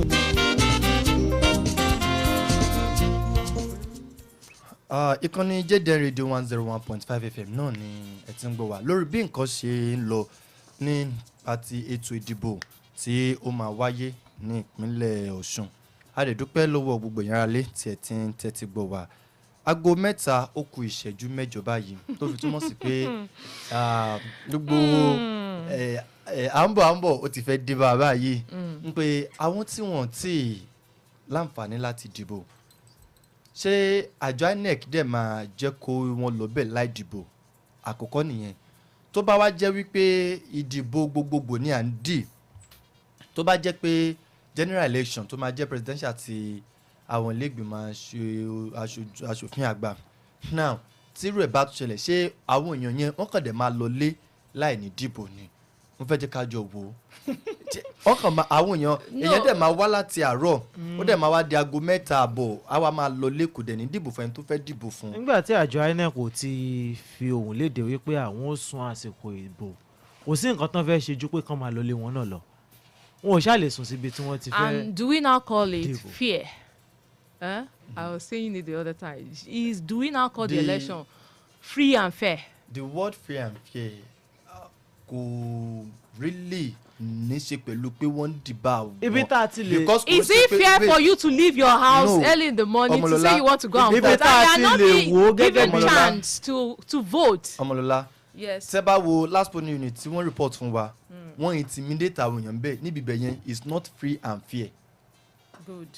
Because during the process ni wọ́n jẹ́ kí àwọn èèyàn but due to pé time yìí kò ń ṣe pé bóyá wọ́n ṣe lóra wọn it's ó wà lára constitution ti àjọ INEC pé from this time to this time so a máa sọ pé time yẹn ni kò jẹ́ kí wọ́n láǹfààní láti dìbò not any other mechanism. So when we talk about free and fair the time tó já wọn yẹn but nínú initiative àti inú ọgbọ́n orí àjọ INEC ó yẹ kí wọ́n lè mọ̀ pé time yẹn is not enough pẹ̀lú gbogbo àwọn issues ti BVAS fún wọn so there is nothing to disturb àjọ INEC because wọ́n máa níbi kan tó jẹ́ central place tí wọ́n ti monitor every exercises so wọ́n lè quickly kí wọ́n send out message pé ó yá sometime yẹn di 4 lẹ́yìn yẹn because ṣẹ̀ǹpáànù máa ní láti kò late kò lọ sí gbogbo àwọn time tó máa fi ṣe gbogbo yẹn náà ó wà níbẹ̀ and there is nothing bad tó bá jẹ́ pé wọ́n bẹ̀rẹ̀ counting ní òní tí wọ́n dẹ̀ announce result lọ́la kọ́ lè fáwọn èèyàn ní time láti dìbò. ọ̀la in this Nigeria. n pe láti pé kọ́ lè kà mọ́jú. it's just governorship election not presidential election. no it doesn't mean pé as in káwọn èèyàn gbogbo àwọn èèyàn lọ gbọ́dọ̀ dìbò once tó ti wà accredited so nǹkan kò gbọ́dọ̀ disturb once tó jẹ́ pé the fault ó ń wá látọ̀dọ̀ àjọ INEC pé àwọn BVAS yín wọn BVAS bó ṣe kọ́ BVAS then time at everything so speed àwọn machine ten low tó ń ti pé machine ten gbé lọ sí polling unit kò tó so wọ́n lè extend time yẹn everybody lè kí àwọn tí wọ́n wà accredited kí wọ́n lè láǹfààní àti vote. It should be a really concern for Nigerians, for INEC, for every stakeholder tó máa ní ṣe láti mọ̀ pé 2027 kí Ọlọ́run má jẹ́ kí nǹkan kó fẹ́ mẹ́hẹ̀ o. Ọ̀dà ibi tẹ́mi ti lè wo gẹ́gẹ́ bí free and fair election tí màá sì sọ pé kì í ṣe free and fair election òun ni pé ọ̀rọ̀ tó wà ńlẹ̀ yìí nípa àwọn tí wọ́n jẹ́ olùdìbò tá a sọ pé bóyá wọn ò lẹ́tọ̀ọ́ láti dìbò ṣé ẹ̀bi wọn ni ẹ jẹ́ ká wò láti bẹ̀ àbí ẹ̀bi àjọ INEC. Àwọn wọ̀nyí ti túyá jáde láti àárọ̀ láti sọ pé àwọn fẹ́ jáde láti dìbò. Bákan náà àjọ INEC ti gbé gbèdéke kalẹ̀ àsìkò tí wọ́n lò láàrin yago báyìí sí yago báyìí ní ètò ìdìbò ó lọ. Nígbà tí àjọ INEC wá débẹ̀ àjọ INEC kọ́kọ́ pé dé àwọn ibùdó ètò ìdìbò kọ̀ọ̀kan lára wọn ni àwọn èèyàn ọgọ́rọ̀ tí wọ́n túyá jáde ìyún jẹ́ ìkíní. Èkejì ni pé àjọ INEC ti rí iye àkọsílẹ̀ àwọn tí wọ́n dìbò wọ́n ti mọye wọn ní àwọn ibùdó ètò ìdìbò kọ̀ọ̀kan wọ́n sì ti mọye àsìkò gbèdéke tí wọ́n ti gbé kalẹ̀ fún ìtẹ̀ka ètò ìdìbò láti lọ. A jẹ́ ẹ̀bi àjọ INEC ó bá jẹ́ pé àwọn ohun ìmọ̀ ẹ̀rọ ti BVAS tó yẹ kí wọ́n lò láti lè cover within the range of time gbèdéke tí wọ́n ti gbé kalẹ̀ fún ètò ìdìbò ọ̀hún láti lọ bí wọn ò bá ní àwọn ohun ìmọ̀ ẹ̀rọ ti BVAS tó kójú òṣùwọ̀n tó láti lè cover iye àwọn tí wọ́n ti forúkọ sílẹ̀ wípé wọ́n dìbò ní agbọ̀n bẹ́hùn á jẹ́ ẹ̀bi àjọ INEC tó sì ṣàfihàn pé kò rú ètò ìdìbò bẹ́ẹ̀ kì í ṣe free and fair election nítorí pé àjọ INEC wọ́n ti mọ iye àwọn tó yẹ kó dìbò wọ́n ti mọ iye àwọn tó yẹ kó forúkọ sílẹ̀ tí yóò dìbò ṣùgbọ́n nítorí pé àìsí àwọn ohun èlò tó àwọn wọ̀nyí ò lè tètè dìbò wọ́n sì tètè débi tí wọ́n ti dìbò ṣáwà pẹ̀lú ètò ìdìbò bẹ́ẹ̀ ní free and fair election. And there is this report from Vanguard newspaper that only 75 of 342 voters accredited in a line unit over Beaver's glitch. 75, only 75 out of 342 voters were accredited in a line unit over Beaver's glitch. This is a report from Vanguard News about 55 minutes ago. Lórí ọ̀rọ̀ ti BVAS yìí náà. This same BVAS. Ẹ̀rọ BVAS yìí láti ṣe àyẹ̀wò rẹ̀ lọ́jọ́ kìíní àná. Just imagine 75 out of 342 voters. Ṣé bí ẹ̀rọ BVAS yìí la ṣe àyẹ̀wò rẹ̀ lọ́jọ́ kìíní àná? Èmi á máa sọ. 260 something ni wọ́n jẹ́ kó dìbò báyẹn. Inú mọ́ọ̀kì tán wá ṣe lọ́jọ́ kìíní àná kí ló wá já sí báyìí?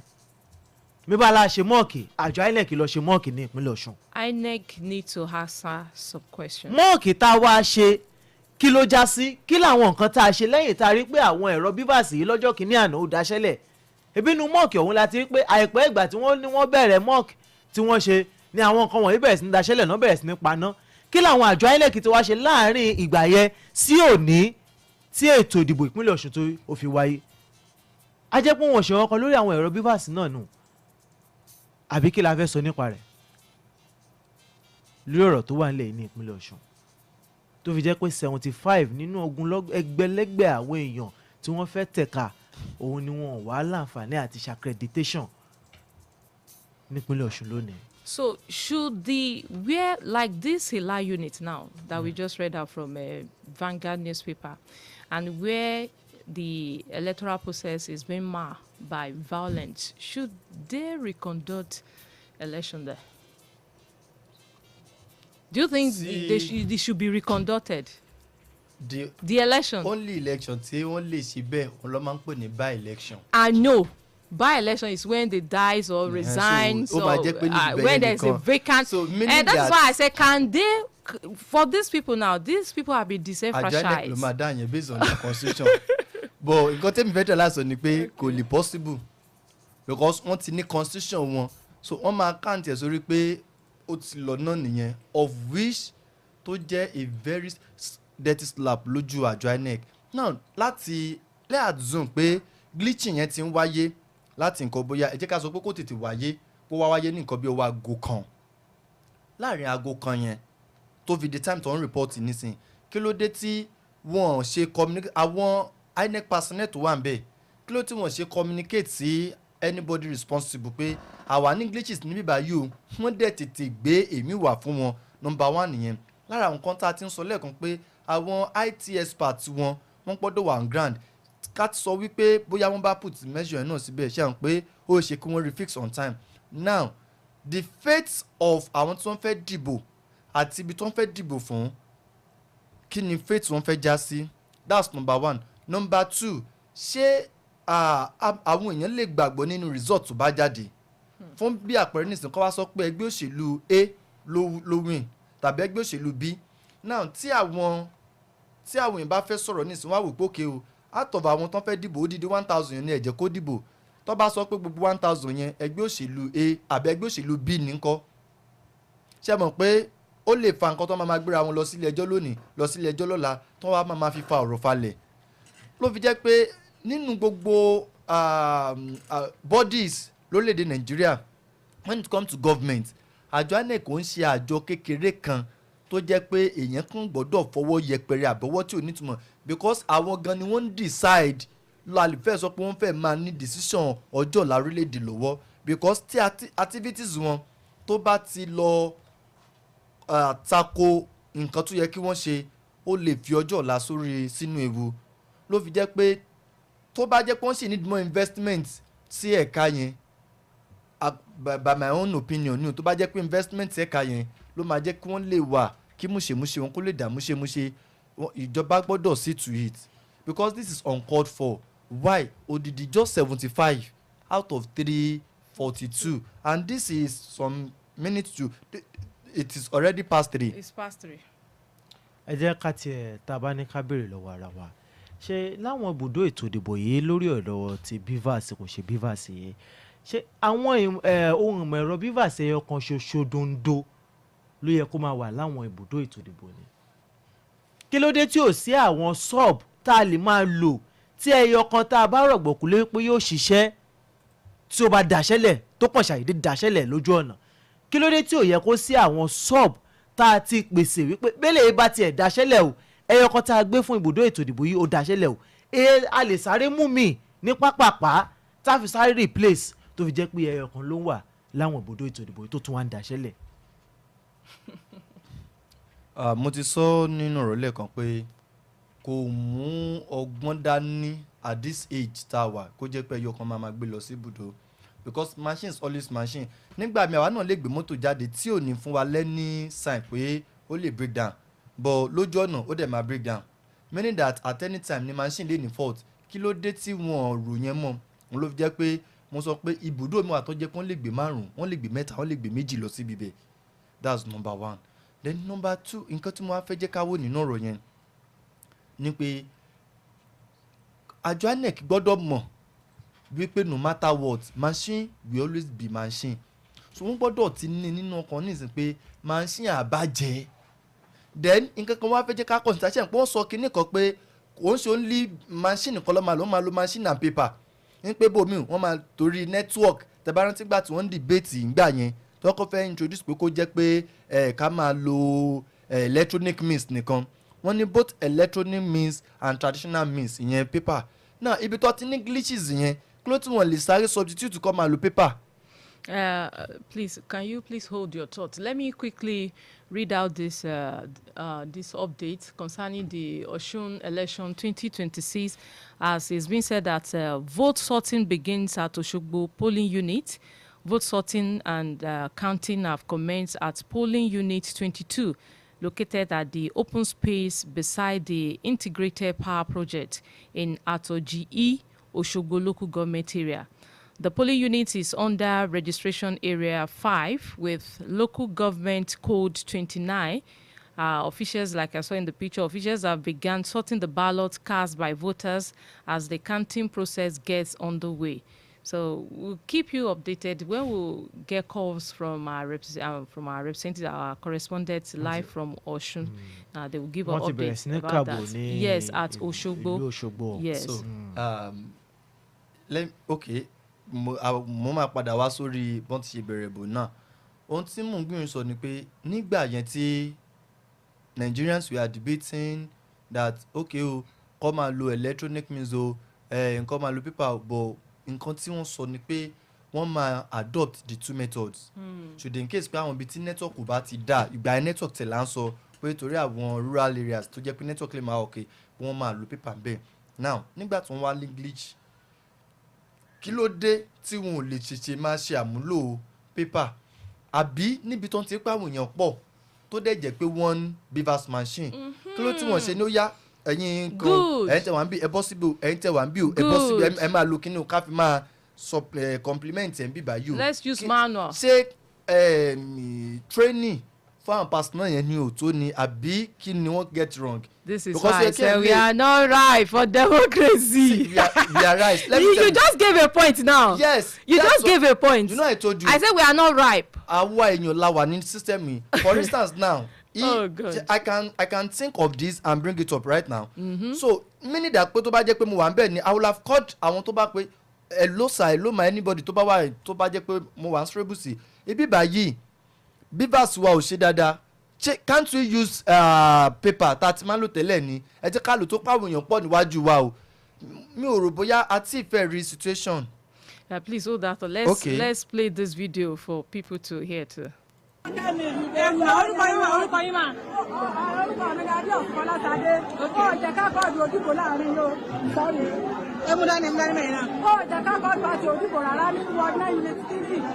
Àjẹfẹ́ wọ́n ní ìbò olójú kan làwọn bá dìbò APC nìkan lọ́gbọ̀dọ̀ à ń bọ̀ nìkan lọ́gbọ̀dọ̀ máa dìbò lórí sí. Àwọn ọ̀fẹ́ bẹ́ẹ̀. Ká ló lè jẹ́rìí sí nǹkan tẹ́ sọ yìí. Àwọn èèyàn lè jẹ́rìí sí. Ẹ bá ti máa ṣẹlẹ̀ ká.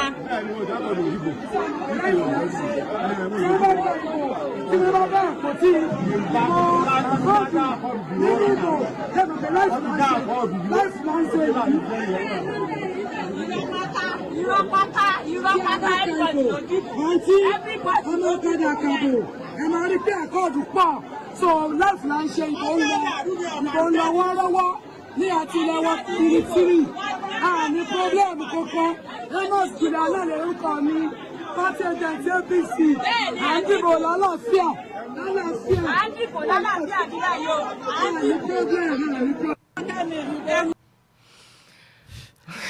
Àwọn Yorùbá máa sọ pé agbọ́nsẹ́ olóògbónsẹ́ àbí agbọ́nsẹ́. I really love this video. The fact that the one woman came to say yes, they did not allow Accord party, and we have another APC country that no. Ẹ̀dùn ṣé APC máa wá sọ pé àwọn ṣe. You have been seeing now allegations, counter allegations, and so you see what has been happening. Nígbà tá a fẹ́ kúrò ní ọ̀dọ̀ àwọn INEC ká fi yẹn sílẹ̀ torí nǹkan aṣọ ìgbàlà ń dá fúngbà náà tẹ́ bá rí látàrọ wọ́n ti ń sọ pé ẹgbẹ́ kan wọ́n intimidate ẹgbẹ́ kan àti fi gbogbo ẹnu gbọ́ pé ẹgbẹ́ òṣèlú APC ń complain pé ẹgbẹ́ òṣèlú Accord ò jẹ́ káwọn dìbò àbí ẹgbẹ́ òṣèlú ADC ò jẹ́ káwọn dìbò but ẹgbẹ́ òṣèlú APC ni gbogbo wọn pariwo. You don't know why? Because it's the national party now. National party. Yes, APC is the party up there. Adeleke sọ kinní kan lánàá nínú debate pé the only thing tí Oyèbámíjí tó ní ni federal might. So Oyèbámíjí láti deny pé no òun àwọn èèyàn wọ́n endorse òun ló elaborate for the two sectors ní Osun state ní endorse òun kódà gbàkan àwo kan ẹ̀mẹ́ta lòun ti lọ sí each local government. Now with this thing ṣé ọ̀rọ̀ tàdélékè sọ ṣé kò ti fa mẹ́fẹ́ máa jánu báyẹn wípé federal might nìkan ló ní and why tó fi máa jẹ́ pé ẹ máa ní pé monotony of voting ni ẹ fẹ́ ṣe ń bẹ̀ yẹn. Let's hear this too. Let's hear this.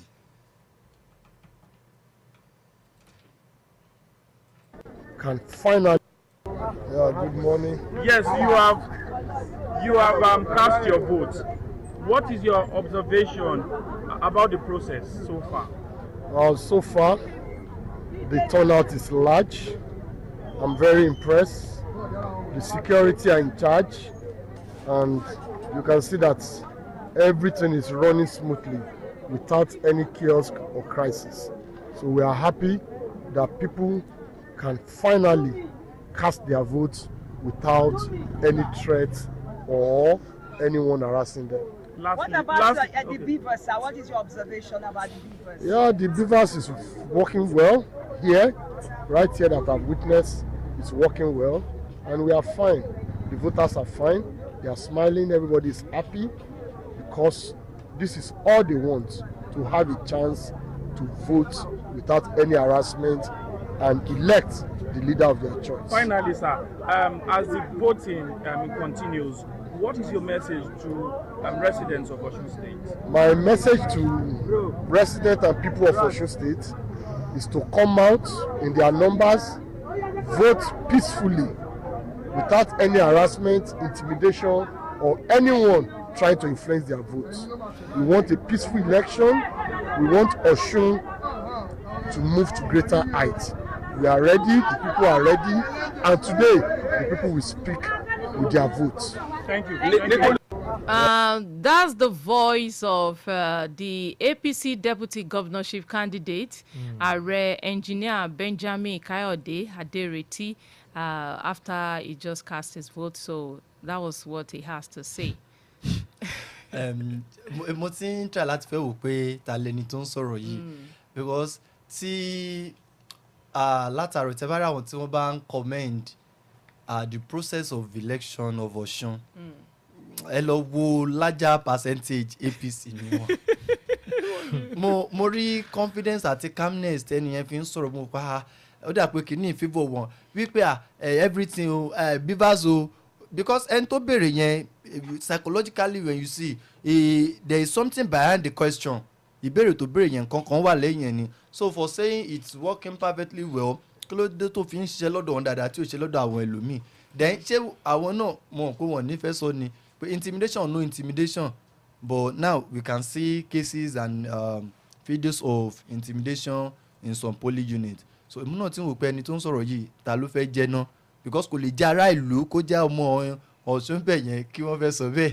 Gómìnà Adeleke náà sọ bẹ́ẹ̀ ńgbà tí wọ́n fi ọ̀rọ̀ wá wọn lẹ́nu wò lẹ́ẹ̀kan wípé there was disruption of network too when he wanted to vote. nígbà tí wọ́n fẹ́ dìbò ṣùgbọ́n wọ́n jẹ́ kó di mọ̀ nígbà tí wọ́n sọ wípé nǹkan kan wípé àlàáfíà jọba ní apá abẹ́hùn nígbà táwọn náà sọ̀rọ̀ lẹ́ẹ̀kan ṣùgbọ́n lójú ìwòye tèmi bẹ́mi ṣe rí ọ̀rọ̀ tó wà ńlẹ̀ yìí pẹ̀lú bí ètò ìdìbò ṣe ń lọ pàápàá jùlọ nípa àwọn ọmọ ẹgbẹ́ òṣèlú APC ní ìpínlẹ̀ Ọ̀ṣun tí wọ́n sọ̀rọ̀ lórí bí nǹkan ṣe ń lọ yìí ṣé a sọ pé torí pé wọ́n jẹ́ ẹgbẹ́ òṣèlú tí ó jẹ́ ẹgbẹ́ òṣèlú tó ń léwájú lórílẹ̀‐èdè Nàìjíríà láfi sọ pé nǹkan favour wọn jù nínú ọ̀rọ̀ ètò ìdìbò ìpínlẹ̀ Ọ̀ṣun tó wáyé lọ́wọ́lọ́wọ́ lónìí báyìí ṣé a sọ pé torí pé àwọn náà ń léwájú lórílẹ̀‐èdè Nàìjíríà ló ṣe ń favour wọn ni tí ò ṣe favour àwọn ẹgbẹ́ òṣèlú tó kù. It has been as it has been today. So was it yesterday. So will it be tomorrow. And so shall it be forever. Federal might is always there. So ọwọ́ agbára ìjọba àpapọ̀ ó farahàn ọwọ́ agbára látòkè wá farahàn nínú ètò ìdìbò yìí. Since time immemorial, before I even attained the age of to exercise my franchise, to vote and be voted since for. You were born and now that you are growing old. Since I've known that yes, I can vote and be voted for. This has been happening. I told you the other time, I said that time when I know the time of Babangida then that there was, it was military era and this and that, blah, blah, blah. And when the election took place, when they annulled the June 12th election and stuff like that. And I do listen to I was just what is wrong with this man? But then, now I understand that when it comes to election, the power that be up, we always have influence on the state. Take it anywhere. In addition, in Nigeria. In addition, see what you said, Omolola. This week or maybe last week, like lórí ètò tá a máa ń ṣe ọ̀rọ̀ sùnùkùn so mo láti follow àwọn stories kan. So nínú àwọn stories yẹn ló jẹ́ pé APC is trying to show that pé Ọ̀ṣun tí àwọn bá lè fi gbà ó túmọ̀ sí pé àwọn wà ń bẹ̀.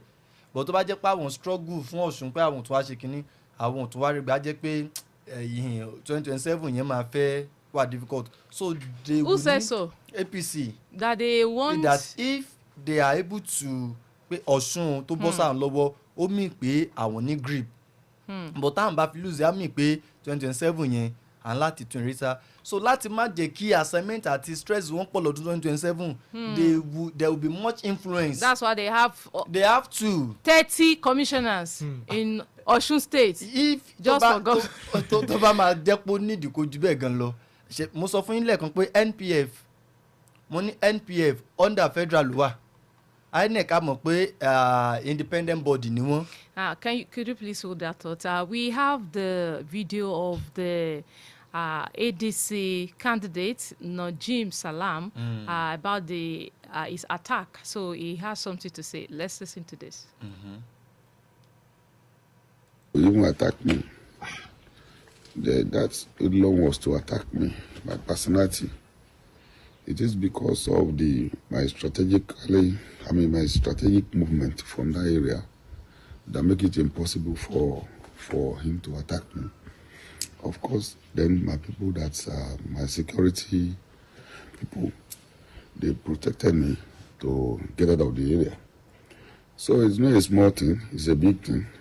It is a well-planned thing, and why is it just immediately after I've casted my vote? People have been casting their vote before I came around to do my own thing. So it was just immediately. And because of the strength that I have in my unit, I think that is why they do it. How do you feel about this, sir? So bad, so sad about it. I'm worried and disturbed about Nigerian democracy. The way we are going. Plus the way the security operating works. What is the future going to have for everybody? That you can do things the way you want it. This is not fair. This is not democracy. A lot of people they run for their life.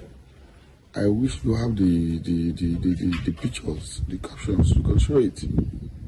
The elderly women and men, they ran away to save their life. So how could one be happy with this? The citizens were to protect. The citizens that they were to help, they are not showing any sign of need for assistance in life. Worrisome and disturbed. So that is it. So yes, sir, after this, what will be the next of action from your party? Well, the security operatives have arrested one of them. I hope and I believe it's still in their custody. Well, we post this after because he had attempted on my life. I won't close my eyes or being calm or silent about it. I will work on it and escalate it. Even after the election, the guy needs to be questioned. Why? Is it really me? So, security personnel were there. How will you describe their action? What's your perception about their action? They are just looking. The security officers are just looking. And that means it's expected. Because they may be conniving with the particular political parties. They're just looking.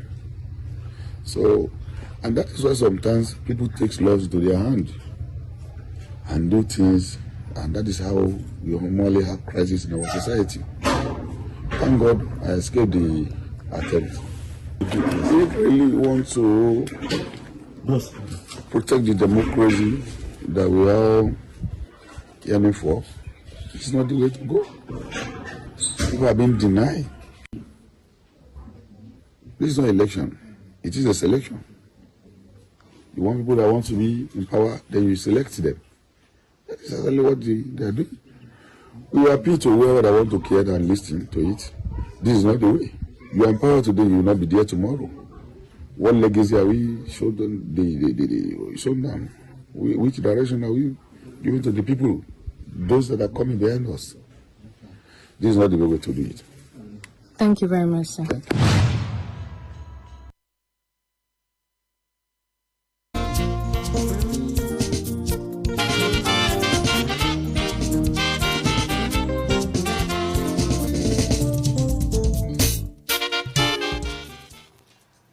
JDN Radio náà ni ẹ ṣì ń tẹ́tí sí 101.5 FM. Nínú ọ̀rọ̀ tí adíje dupò yẹn sọ àwọn nǹkan méjì ló bá fún mi jù tí mo fẹ́ jẹ́ ká ọmọ orílẹ̀-èdè Nàìjíríà àti gbogbo àwọn tí wọ́n gbọ́ wá lé kí á dìmọ̀ wọ àlàáfíà wa. Àkọ́kọ́ ni wípé mo béèrè kan lẹ́ẹ̀kan pé kí gan ni iṣẹ́ ojúṣe àwọn àjọ elétò ààbò nínú election báyẹn. Now ẹ máa gbọ́ báwo ni ẹ ṣe máa lajú sílẹ̀ tó jẹ́ pé wọ́n dẹ̀ ń ṣe àwọn attack ẹni tó jẹ́ candidate tí ó dẹ̀ jẹ́ pé àwọn security men ní ẹ̀rún láti máa dá ètò ààbò ẹ̀ ṣe at least citizen lòun náà as a candidate citizen lòun náà. So if you are now working for Nigeria, like you remember one man ọlọ́pàá kan tó ní I've been working for Nigeria for 32 kìíní kan if you are working for Nigeria for 32 years it means that everybody tí ó jẹ́ pé nationality Nigeria in respect of nǹkan tó lè jẹ́ tó fi dórí àríwá gan wá ní number 1 citizen of Nigeria bíbẹ̀ kọ́ ni meaning that everybody tó jẹ́ Nigerians lẹ́nu láti máa dáàbò bò. Of course. So in this situation why tẹ́ fi máa fi fọwọ́ lẹ́rán níbi tí wọ́n ti intimidate bẹ́ẹ̀ náà why tẹ́ máa fi fọwọ́ lẹ́rán máa yẹn béèrè question kan tó yẹ kó jẹ́ blow fún gbogbo wa pé kí ni future ọjọ́ ọ̀la. Exactly.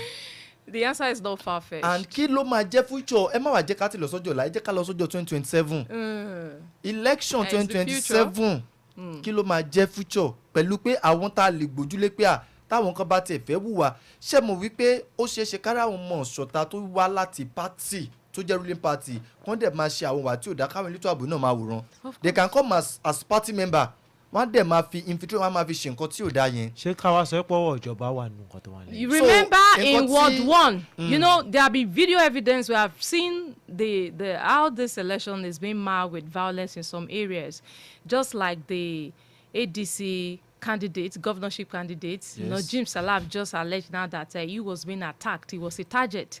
And thank God for his security personnel that were there. And the policemen were there. They were just looking at him. He said nothing. And remember that our correspondent, when she called the other time, that's Aishat, she said that the APC agents are intimidating the Accord Party candidate, agent. And we asked them, are there no policemen there? He said they were about 15. And they were just, he said they were just looking. Even if they don't have any weapon with them, they can call for backup. They can call for backup. ṣebí iṣẹ́ tán gbà ní láti dáàbò bo àwọn aráàlú. ṣe rí Ọmọlọ́lá ó sọ̀rọ̀ kan lẹ́ẹ̀kan yẹn pé kí ló dé tó fi máa jẹ́ pé office of the presidency àbí president ló máa yan IG ló máa yan kìnnìkan tí ẹ bá wo rapport láàrin IG àti president you remember pé wọ́n jọ rúlé kó ni nígbà yẹn so a lè sọ wípé IG is the president boy. But notwithstanding, we are talking about election. Dr. Salam Najim to the candidate this is this is not election. It's election. It is election. And when he was trying to pitch his tent, from psychologically about nǹkan tó did this pé why tó jẹ́ pé máa fẹ́ rule yẹn ni pé ó ń sọ pé power tó wà ní ìṣàkóso òun náà ni wọ́n select tí wọ́n fi àyè gba democracy. That is election. This is another reason why we are not right for democracy. That is your own perspective. This is another reason. Listen. Ní 2014 stroke during the time of Jonathan. Ìgbà tí Jonathan, there's nothing like Jonathan is trying to use might. Of course. And ìgbà tí wọ́n defeat ẹ̀ gan fúnra lára ẹ̀ ló ti tètè. Sebaranti with that act lásán wọ́n fún ní award ní American bẹ́ẹ̀ yẹn as ambassador of peace pé no this man you have a quality téèyàn lè emulate so what will you say then ṣé ká sọ pé a ti wá dàgbà ju democracy lọ àbí and reverse because ìgbà yẹn lè sọ pé we are ripe for democracy. Or should I put it this way, democracy is for developed country. Let me tell you. We are not developing, we are underdeveloped. No, we are developing. We are not developing. No, how are we developing? Infrastructure wise, economically wise, health wise. You can how say are we developing? We are not. Let's say that's your perspective. Democracy is for developed country. Yeah, and we are not developed. But we are developing. We are not developing. That is. Was Nigeria like this 4 years back? Are we developed? No. Let's put sentiment apart. Put sentiment apart. Let's just talk critically. Let's talk ideally. Are we developing at all? You know, Tell me where the areas we are developing. Tell me. Do you believe I attended public primary school. Okay. Can you, as of today, put your children in public school? Answer me. One reason is I want some of teachers there. Can you, yes or no? Can you put your children? Yes, if there is change of some things. Why is there change of something? That means we are not. That means we are. I said I attended public primary school. Yes, I attended secondary school of public school. Public school. Even institution that I attended is public as well. You understand? But now, from primary level up to tertiary institution, everybody put their word in what? Private schools. Allow money public school. So are we developing? What happened? Public school. Public school, CSTs. Go and check the infrastructure in the primary school. Go and check how many teachers are there. Go and check how the environment is. No, we are not. Don't say we are developing. We are not. We are underdeveloped. Can you compare Nigeria to Ghana? Can you compare Nigeria to even Togo? Can you compare Nigeria to Togo? In what aspect? In every aspect. Are we developing? But do you believe that look at the roads, look at the infrastructures, look at the roads, look at how many years back before, during the time of during the time of Ajimobi, there was tap water. Is there tap water now? So are we developing? No, everybody is now, producing water in their own house. There's ball everywhere now. Nígbà yẹn tí àwọn facilities yẹn wà ńbẹ̀, we say we are. So what happened to that facilities? It's just that we cannot maintain it. Who are the people to maintain it? The government. So now. Is the government developing? It's government that is not developing, but it doesn't mean that the Nigeria as whole, because kò ń ṣe sector kan la máa láti consider. Who are the Nigerians? Who are the leaders? Who are the government? Who are the government? You should know. Yes, now we are underdeveloped. Don't let us. Let me say your own perspective or your own definition about Nigeria. Okay, we are not developing. But we can practice democracy if we have people to won't consider interest of masses. It's not that I want to acquire position for their own sake. We can democratic is, in fact, is the most easy to operate. Very easy. Because so far taba ti ní ìfẹ́ ọmọlàkejì wa tó dẹ̀ jẹ́ pé kò ń ṣe gain tiwa nìkan là ń fẹ́. Now kí ló máa fà á tó fẹ́ fi influence èèyàn méjì wà ní party àbí mẹ́ta ní wà ní state wọ́n fẹ́ vote. Allow people téyàn tí èèyàn ti tiẹ̀ tó bá ṣe dáadáa tó bá wù wọ́n, they will vote for him. Ṣùgbọ́n torí pé o ṣàfẹ́jẹ́ kó jẹ́yàn ti tiẹ̀, and that is one thing tó fi jẹ́ pé Nigeria has to wake up. Now there is nothing bad in nǹkan tí gbogbo máa ń sọ ni pé you want to make the state, that mean the country, to be a better place for àwọn tó wà níbẹ̀. There is nothing bad tí APC tó bá wà ní federal might, tí PDP tó wà ní state kan tí wọ́n dẹ̀ ń ṣiṣẹ́ papọ̀ pókè o ẹ̀yin ti wọlé síbẹ̀ yẹn àwa náà ti wà níbí báyìí, àwọn èèyàn tá à ń govern àwọn nǹkan tó yẹ ká ṣe fún wọn ẹja ṣe fún wọn tó bá yá. Let me tell you, ó pọ̀ jù ká sọ pé ní ìsìn báyìí ní ìsìn tí ẹ̀ bá ti lọ ọdún mẹ́jọ ó ti tán ó lè jẹ́ governor mọ́. So pẹ́ tí tó máa kàn wọ́n náà, just keep consistency in place ní nǹkan tó ń ṣe fáwọn aráàlú kó má di pé ńgbà tí wọ́n vote fún ẹ wàá sọ pé ó fẹ́ máa ṣe otherwise. So democracy is not that pé we are not right for it, but àwọn èèyàn ni wọ́n fẹ́ practice it, because when you look at democracy by definition, ìjọba àwa ara wa, ìjọba jẹ́ pé gbogbo wa àtẹ̀ntó lówó àtẹ̀ntó lówó ló máa jẹ níbẹ̀, ṣùgbọ́n àwọn tí wọ́n ṣèjọba yẹn wọ́n fẹ́ jẹ́ kí masses jẹ níbẹ̀. There is this question tó ṣì máa ń bọ́dà mi pé ṣé àwọn mẹ̀kúnnù gan lè dépò ìjọba ṣá? Because ṣé èmi tí mi dá ní 10 million nínú àkáǹtì tí mo fẹ́ gba fọ́ọ̀mù nìyẹn o, billboard lásán ọ̀ṣọ́ lélẹ̀ yìí ọlọ́run ló mẹ́rin tó máa ń gbà lọ́wọ́ wọn fún billboard, ẹ máa gba 30 million ẹ máa gba 40 million fún billboard wọ́n máa fi ṣe campaign. Ní ṣe ní gómìnà wo ló sọ pé ẹni tó bá fi wá ṣe campaign presidential campaign lọ́dọ̀ o. I think it's Abia State. Wípé èlò ní 250,000 250 million. Ṣé èmi tí mo gba 100 million form 250 million èlò gan mo ná kan ṣé irú mi lè débẹ̀ báyẹn.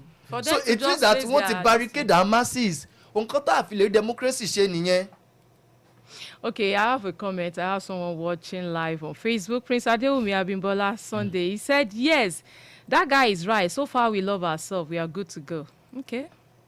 So thank you so much. nígbà tó ti barricade our masses láti débi bẹ́ẹ̀, so that is why tó fi hard láti practice democracy. And another thing ni wípé gbogbo law tí a ní lórílẹ̀‐èdè Nàìjíríà kò kí ń mú àwọn tó wà níjọba dáadáa ju bí àwọn masses. Wọ́n lè ṣe law kan nísìn, ẹ wo à ń sọ lára àwọn kùdìẹ̀kudiẹ láwọn iléeṣẹ́ kan, ẹ wo nígbà tí wọ́n ń sọ nípa Federal Council Promotion kìíní kan tí wọ́n ní Adéyẹmí dá sílẹ̀, gbogbo àwọn tí wọ́n wà ń bẹ̀ ẹ lọ gbogbo wọn ló wà ní cabinet ìjọba yìí, kí ni wọ́n ti ṣe fún wọn tó bá wá jára ṣebí wọ́n ti gbé perpetrator Adéyẹmí òun wà níbi tí wọ́n ti mọ́, kí ló dé táwọn tí wọ́n ṣe mistake, that silly mistake, kí ló dé tí wọ́n ti lè ti gbé àwọn náà tí wọ́n ti lè máa fojú àwọn náà ra náà. Yẹn ni pé òfin kò kí ń mú àwọn tó wà níbi bẹ̀ yẹn, bóyá ká sọ pé nítorí immunity law tí wọ́n ní.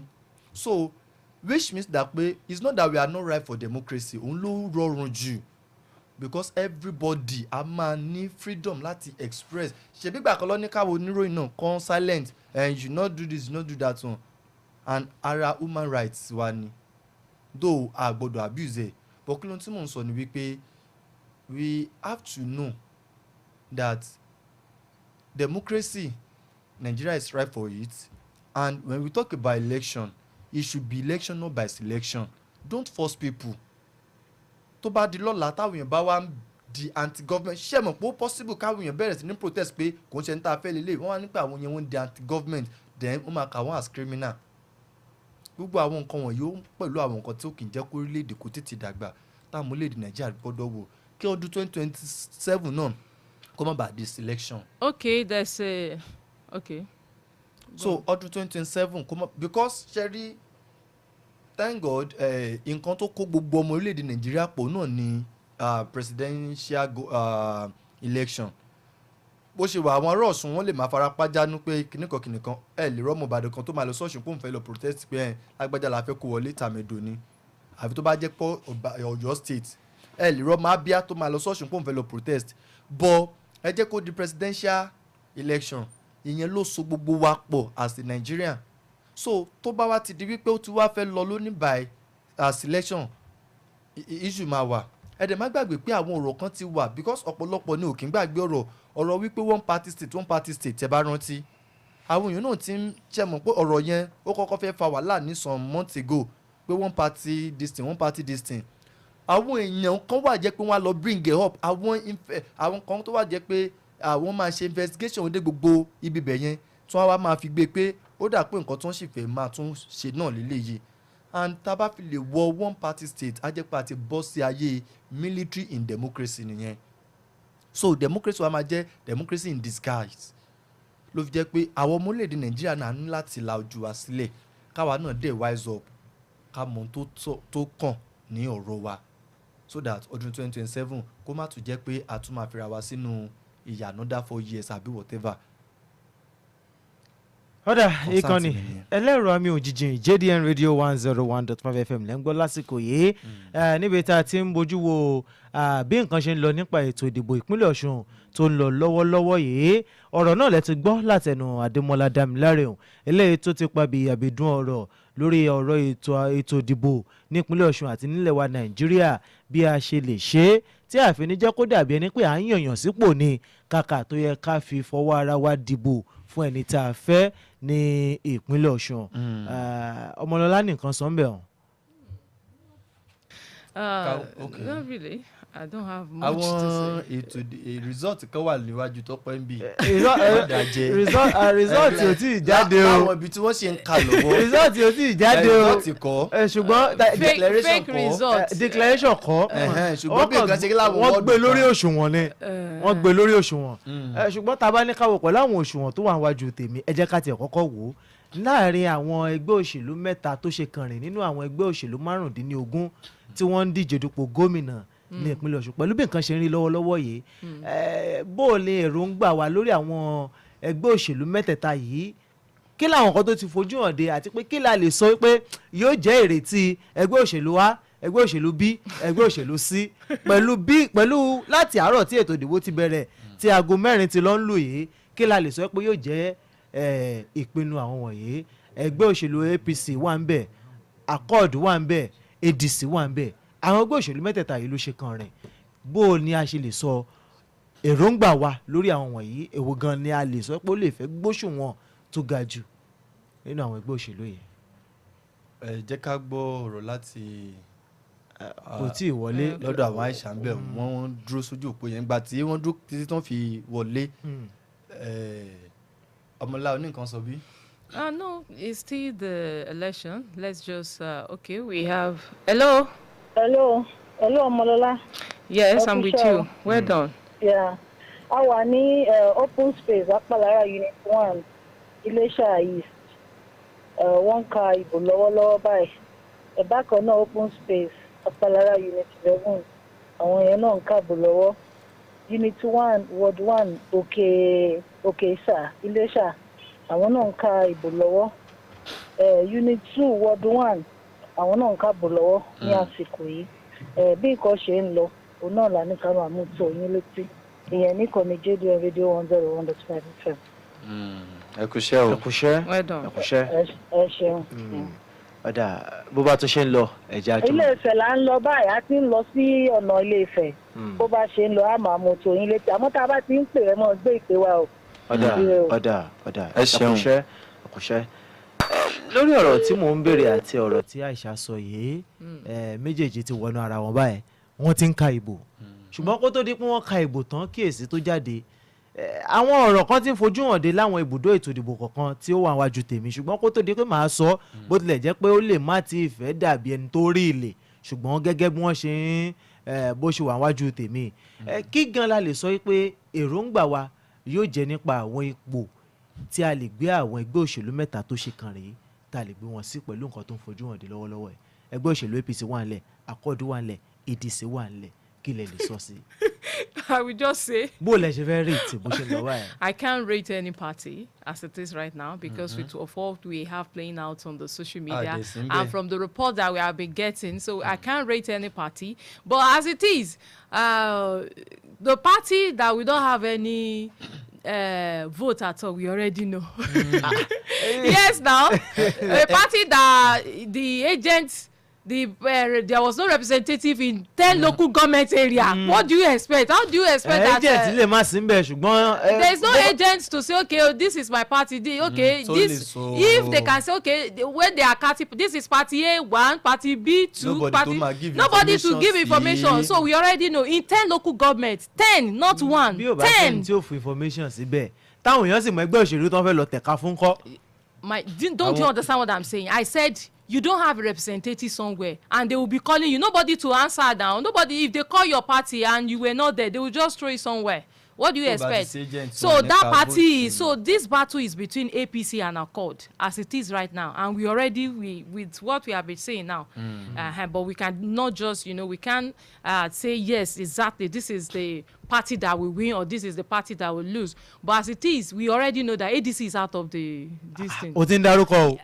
Yes, now the candidate. Sherry ntí ó wà ńbẹ̀ ni pé àwọn ẹgbẹ́ òṣèlú tí wọ́n bá ní aṣojú níbẹ̀ kì í ṣe pé bí àwọn ní ka ìbò wọn wọ́n á ka ìbò wọn ṣùgbọ́n àwọn kankan wà tó jẹ́ pé yóò jẹ́ bí akùdé àbí bí disadvantages fún wọn ni pé alákọ̀ọ́kọ́ kò sí ẹni tí yóò bá wọn sign pé bó ṣe ríre tó bá jẹ́ pé ìbò 100 ni wọ́n ní tí wọ́n bá dínkù kò sẹ́ni tí ó ṣàyàgbàgbà fún wọn. tí ó sọ pé 100 ni bẹ́ẹ̀ni ẹlẹ́ẹ̀kejì àwọn nǹkan kan wà tó máa ń ṣẹlẹ̀ gẹ́gẹ́ bí mo ṣe sọ nígbà tí èmi àti Ọmọlọ́lá ń sọ̀rọ̀ lẹ́ẹ̀kan pé nínú ọ̀pọ̀lọpọ̀ ìgbà nínú ètò ìdìbò the more you look the less you see. tó jẹ́ pé àwọn nǹkan kan máa ṣẹlẹ̀ lójú ẹ̀ wàá máa wò ọ̀tọ̀ ní nǹkan tí wàá máa rí ọ̀tọ̀ ní nǹkan tá máa ṣẹlẹ̀. so tí kò bá sí ẹni tí wọ́n ti kọ́ bọ́n ti ṣe ń mójútó ibi tí wọ́n ti ń dìbò yẹn polling unit yẹn gangan tí wọ́n mo sọ̀rọ̀ kan mo ní mo ti ṣe rí wọ́n á ti kọ́ yín ó kéré jù bóyá because kó má jẹ́ pé ó padà jìyàbọ̀ ń bẹ́ẹ̀ ni ó mọ̀ bó ṣe jẹ́ nìyẹn wọ́n á ti kọ́ yín ní ọ̀pọ̀lọpọ̀ nǹkan níbẹ̀ so tí kò bá wá sí ẹni tó ní aṣojú níbẹ̀ gbogbo ibi tán bá ti ródán gbogbo ibi tán bá ti fẹ́ dìbò wọn gbogbo ibi tán bá ti fẹ́ so kò sẹ́ni tí ó máa torí àtọwọ́dọ́wọ́ ni wọ́n máa ń ṣe èsì ìdìbò láti unit sí ward ọ̀tọ̀ níbi tí wọ́n ti máa collate ẹ̀ ní ward ọ̀tọ̀ níbi tí wọ́n máa gbé lọ ní local government so local government àwọn náà tún máa léèyàn kan tó máa dúró tó jẹ́ pé kódà òun kò ní ní unit kankan tá a dúró sí lẹ́yìn pé ó dìbò tó lọ ń dúró dé wọn local government ni àwọn míì wà tó yẹ pé lẹ́yìn tí wọ́n dìbò tán unit wọn lọ dúró dé wọn níbi tí wọ́n ti ní ti ward so yóò jẹ́ pé àwọn kankan wà tó máa fa kùdé fún wọn lórí ẹ̀ kì í ṣe pé bóyá wọn ò ní ka ìbò wọn á ka ìbò wọn ṣùgbọ́n omi lè tẹ̀yí ó sí bẹ́ẹ̀ bó náà ṣe pín bó ṣe jẹ́ ni. wọn ò ní lè lẹ́nu ọ̀rọ̀. So you see what I'm saying now. So it's just two parties. nǹkan kan mo fẹ́ jẹ́ ká tún sáré wò. Okay, let's go. lẹ́ẹ̀kan à ń sọ nípa pé àwọn ibì kan wà táwọn èèyàn pọ̀ tí wọ́n ti rí ìbò dì nísìnyí wọ́n ti ń ka ìbò ìyẹn ni wípé àjọ INEC wọn sún àkókò yẹn síwájú so gbogbo àwọn tí wọ́n dìbò yẹn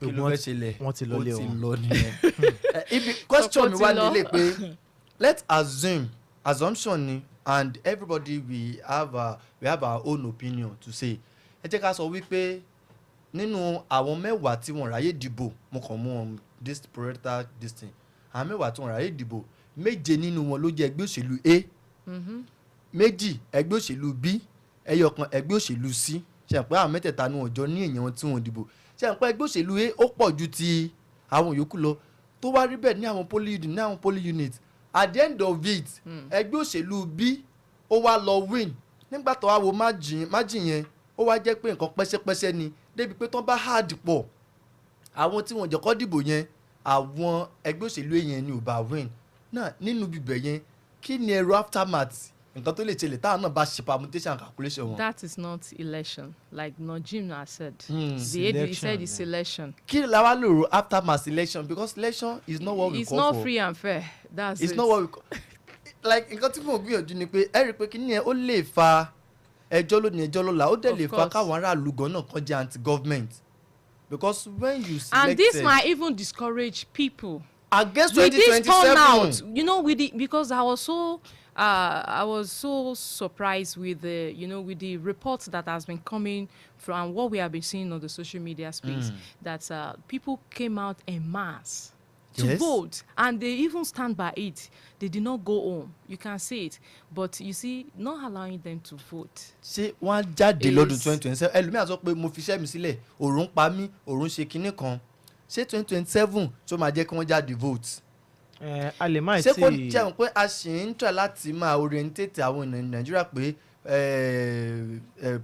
voting apathy káwọn èèyàn kọ́ máa máa ṣe attitude yẹn kọ́ máa máa show attitude yẹn kọ́ show enthusiasm sí voting náà wọ́n tún wá ń gbé pẹ́lí because from nǹkan tí Bólúgbé sọ lẹ́ẹ̀kan yẹn pé lọ́dún yìí àwọn èèyàn tún tọ́nà tó ń ṣe kí ni ó pọ̀ sí i now ṣé wàá rò bóyá 2027 àbọ̀dá ìdìbò àwọn èèyàn fẹ́ jáde nígbà tó ti mọ̀ pé wọ́n ní jẹ́ káwọn dìbò.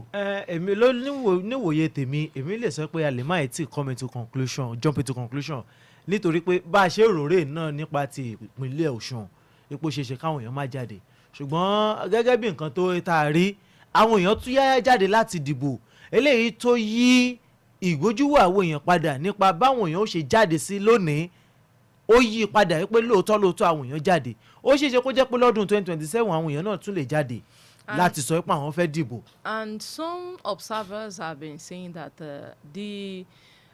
the results of today's election will tell us how 2027 election is going to be. Ààrẹ Bọ́lá Tinubu náà sọ pé test la fò ní ṣe test ni ṣùgbọ́n ìbéèrè tèmi àwa béèrè ni pé ṣó yẹ ká fòdìdí ètò ìdìbò ìpínlẹ̀ kan ká fi ṣe test. tí ààrẹ bá sọ pé test yẹn ni pé àwọn fẹ́ fi wo bí nǹkan ṣe rí. lóòótọ́ ni wọ́n fi wo bí nǹkan ṣe rí ṣùgbọ́n pẹ̀lú àwọn nǹkan tá a rí nípa àwọn ohun ìmọ̀ ẹ̀rọ tó fojú hàn dé ṣé àní sọ pé wọ́n mọ̀ fi ṣe test náà báyìí.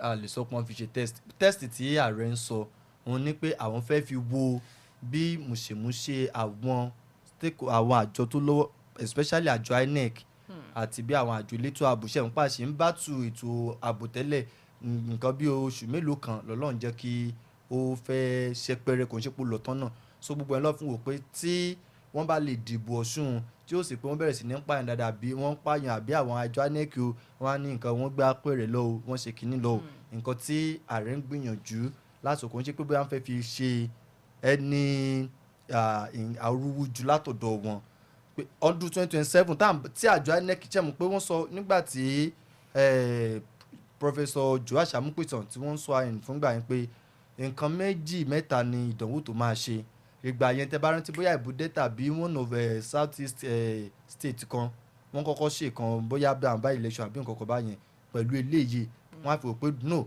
ẹ̀tùkátó so that ọdún 2027 àwọn á lè mọ̀ pé ìgbé ẹ̀yìn yóò àkáwọn fọkàn tán bọ́ ibi tí a ní láti ti fi ojú sí lórí ọ̀rọ̀ yẹn ni wípé against 20 eléyìí ti wá ó ti lọ ṣùgbọ́n INEC àti iléeṣẹ́ ọlọ́pàá wọ́n nílò láti ṣé kí n ní pé wọn tí kojú òṣùwọ̀n tó kí wọ́n lọ túnra mú tàbí wọn ìgbéléwọ̀n wọn a lè gbé wọn lórí òṣùwọ̀n tó pọ̀ látàrí pé glitches or no glitches ẹlẹ́ẹ̀kejì ẹ ti lè máa dọ̀tí pépà àti electronic kí ló dé then fètì àwọn tí wọn ò rí bóòdì yẹn kí ni wọ́n fẹ́ sọ àlàyé wo ni wọ́n fẹ́ ṣe fún àwọn èèyàn báyẹn ṣé wọ́n ń sọ fún wa pé lọ́dún 2027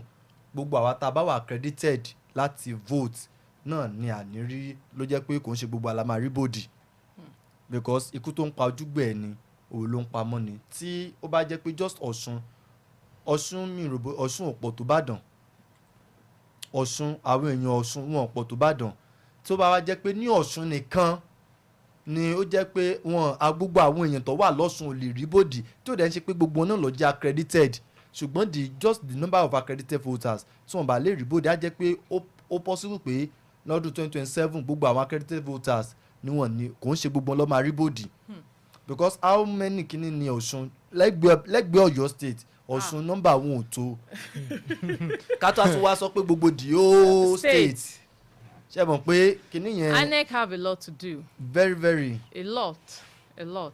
ètò ẹ̀ mo fi ní wọ́n nílò láti lọ túnra mú kí wọ́n lọ túnṣẹ́ ṣe kán lọ túnṣẹ́ tò àjọ INEC nípa àwọn gbogbo àwọn nǹkan tó fojú hàn dé wípé àkùdé ó ń gba ọ̀nà bìkan yọ sí ọ̀rọ̀ ètò ìdìbò ìpínlẹ̀ Ọ̀ṣun tó lọ lónìí àsìkò rí fún wọn láti wo gbogbo àwọn àkùdé ọ̀hún kí wọ́n sì múra kí wọ́n ṣe àtúnṣe sí gbogbo àwọn nǹkan wọ̀nyí tó ti fojú hàn dé lónìí.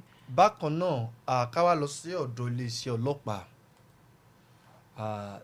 ẹ jẹ́ ká sọ pé ní abala kan ká jọ pé ká sọ pé wọ́n kúṣẹ́ díẹ̀ in a sense that pé wọ́n lè kọ́tẹ́ o pé bóyá togerism àbí optina àti gbọ́ pé ní poly unit kan àwọn kan kó bọ́ débẹ̀ wọ́n ṣe kìnnìkan o yàtọ̀ sí àwọn attack tí a gbọ́ now but ibi tẹ́mi fẹ́ jẹ́ ká focus lórí ni pé kọ́ lè mọ̀ parí ojúṣe àwọn láti má fi àyè gba intimidation ní àwọn polling units irú cases of intimidation tá a gbọ́ yẹn ó yẹ kán lè kọ́ ọmọ tweet pé kí lẹ̀ ń ṣe yìí láíláí ẹ má ṣe bẹ́ẹ̀ mọ́ kí wọ́n dẹ̀ dúró pé ó yá everybody ó yá ló fẹ́ dìbò ẹgbẹ́ wo ẹgbẹ́ yẹn àwọn elétò ìdìbò ó yá ẹ dá lóhùn ẹ jẹ́ kó dìbò síbi tó bá fẹ́ dìbò sí ẹgbẹ́ bí kò sí nǹkan tó ní kí àwọn ọlọ́pàá bíi di 15 tó wà ní grand yẹn kó má bọ̀ sí irú iṣu yẹn láti jẹ́ pé kí wọ́n lè jẹ́ kẹ́ ní everybody kí wọ́n dìbò so iléeṣẹ́ ọlọ́pàá against 2027 wọ́n nílò láti tètè mọ̀ wípé ara ojúṣe àwọn náà ni láti lè protect interest àwọn tí wọ́n jáde wá láti wá dìbò tó pé without that one á jẹ́ pé àwọn náà wọ́n fèlè ní abala yẹn ni ètò ààbò kò ní ṣe pẹ̀lú pé kí àwọn èèyàn kọ́ máa lọ ṣùgbọ́n kẹ́ wá máa rá méjì tó ń jà nígbà tó jẹ́ pé ọlọ́pàá because ọlọ́pàá tá à ń sọ ìkòwú lẹ̀ ń ṣe pé bóyá orúkọ wọn gangan nìyẹn bọ̀ àwọn nǹkan kan ló fún wọn tó fi ń pọ̀ ní ọlọ́pàá kóńdó tó máa mú dání ṣáà nígbà yẹn tẹ́yìn méjì bá ń jà ní ẹ̀gbẹ́ títì tí àwọn ọlọ́pàá yẹn tó bá ń kọjá lọ wọ́n á stop wọ́n á láyìn nígbà yẹn àwa táwa sì wà ń kékeré tí ẹ̀yìn méjì ní ẹ̀ ń jà kẹ́kẹ́ máa fọ́ tara yín láyà lásán wọ́n dé halẹ̀ mọ́ pé tẹ́ bá ti jà pé àwọn máa gbé yín lọ sí police station kò dẹ̀ sẹ́ni tó gbọ́ òun kálukú yìí tí ó fò lọ báyìí nígbà yẹn. when you see policeman yes approaching so why we be intimidation now tó wá jẹ́ pé ẹ̀ka máa máa wù ẹ̀ ní ṣe kankan. and now you see policemen you just look at them like this what is happening. kò sí kò yẹ kó rí bẹ́ẹ̀ against 2027 kí iléeṣẹ́ ọlọ́pàá kí wọ́n ní láti ṣiṣẹ́ sí àárín yẹn pé ẹ̀yin tá a bá ti deploy o lọ sẹ́ni polling unit ẹ bá rí táwọn kan ní wọ́n dún kòkò mọ́yìn àbí wọ́n intimidate àbí wọ́n influence ẹ lọ stand in fún everybody pé ibi tó bá fẹ́ dìbò sóyá kọ́ dẹ̀ máa kí ó má di wípé ẹ wo báwọn yẹn ṣe ń pariwo wọ́n fẹ́ ṣe kinní kan ní o wọ́n fẹ́ ṣe kinní kan ní o kò yẹ kó rí bẹ́ẹ̀ so ó jẹ́ ara àwọn nǹkan tí iléeṣẹ́ ọlọ́pàá tí wọ́n gbọ́dọ̀ lè ṣe bó tiẹ̀ jẹ́ pé adúpẹ́ pé ní security pé bóyá kí náà wọ́n ṣe kíní wọn lè máa kóyàn 30,000 ṣeun policemen àbí kíní kan wọn kó lọ bẹ̀ ṣùgbọ́n ṣàkólọ síbi ètò ìbò kó má bàa sí pé nǹkan á dàrú so ká yìn wọ́n ní ibi bẹ̀yẹn náà kó sì dákun gbogbo àwọn kidnapping cases tó sì wà nílẹ̀ náà kọ́ kó gbogbo àwọn ọlọ́pàá yẹn bó ṣe pọ̀ tó àtàwọn CP yẹn wọ́n lè fi 20 sí kó pé 50 kí wọ́n lọ fi àbí kọ́ lọ fi fèsì àwọn kọ́ lè tètè láṣeyọrí lórí yẹn náà because ètò ààbò náà lè tó ààbò bóyá ìdìbò àbínú ìdìbò kí gbogbo ẹ̀ kó lè jẹrò kan ìgbàgbé kan tèmi á sọ fún iléeṣẹ́ ọlọ́pàá níbẹ̀ yẹn nìyẹn. You want to commend the policemen? No. The Nigerian police force? No. I'm not commending I would just say for their presence it helps to a large extent. Their presence helps to a large extent that even being on ground and other is it's not only the policemen. We have the NSCGC, the immigration. They have been patrolling as we have the reports right there from Osun State. So their presence enough. I think that has really helped a lot, at least to curtail any form of violence or any form of disruption that might want to erupt there. So I want to commend them for that. But for them to maintain that law and order is what I will, for their presence, I will give them 100. You can buy 100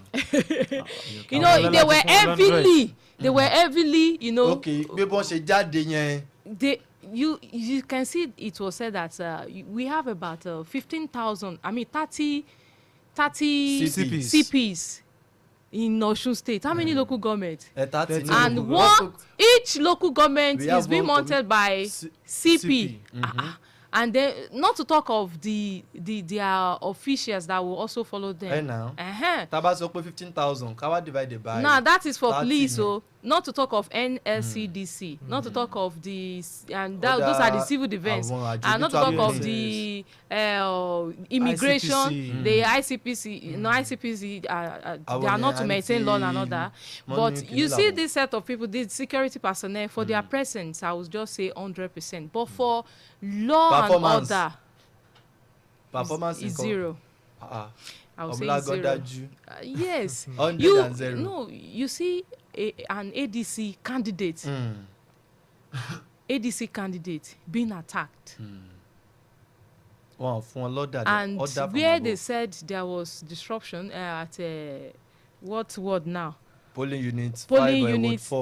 5 Ward 4, where they said the one party is intimidating another one, and the security there were there sitting down looking. And this Najim Salam also said when those people that came to attack him, that they were just looking at him, that it was only the security.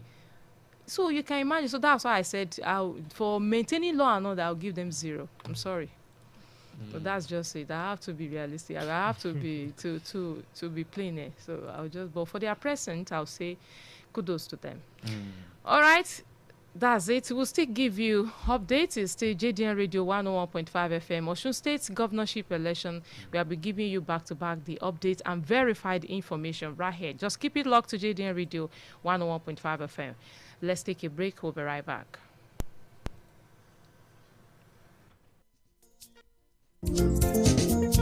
Agbára ń bẹ ò nínú karawa.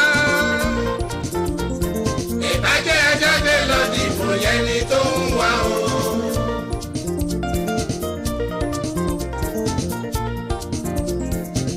Ṣé bá alágbára o, àwa ni olóò. Ìbàjẹ́ ajáde lọ dìbò yẹni tó ń wá o. Bó tilẹ̀ ń kó pẹ́ títí ṣebí tó lúwa ni ó ṣe àmàlágbára àwa máa ní olóò. Ìbàjẹ́ ajáde lọ dìbò yẹni tó ń wá òye.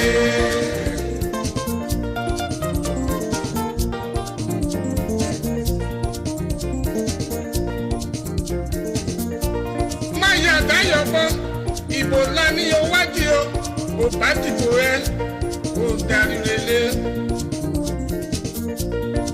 bó bá dìjọ ìbò gbogbo èèyàn mi ká jáde lọ dìbò gẹ́gẹ́ bí ọmọ ìlú rere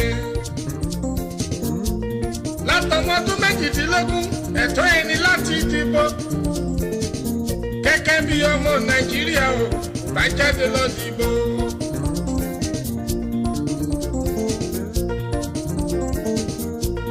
kò sí ìtọ́kàn mi ìyà ló ń kó jẹ ni bó bá jáde lọ dìbò wà fi lẹ́nu ọ̀rọ̀.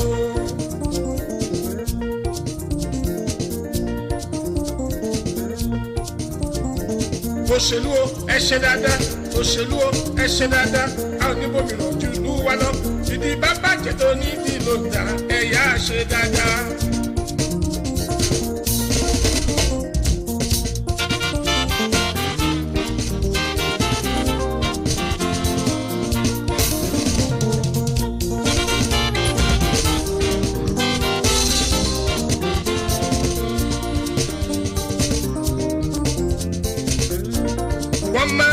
Vote you, dìbò mi. My vote must count you, my vote must count you. One man, one vote you, dìbò mi. On the day of election, make we come out quick, make we go vote. One man, one vote you, dìbò mi. You don't vote, wait to make you hear result before you go house. One man, one vote you.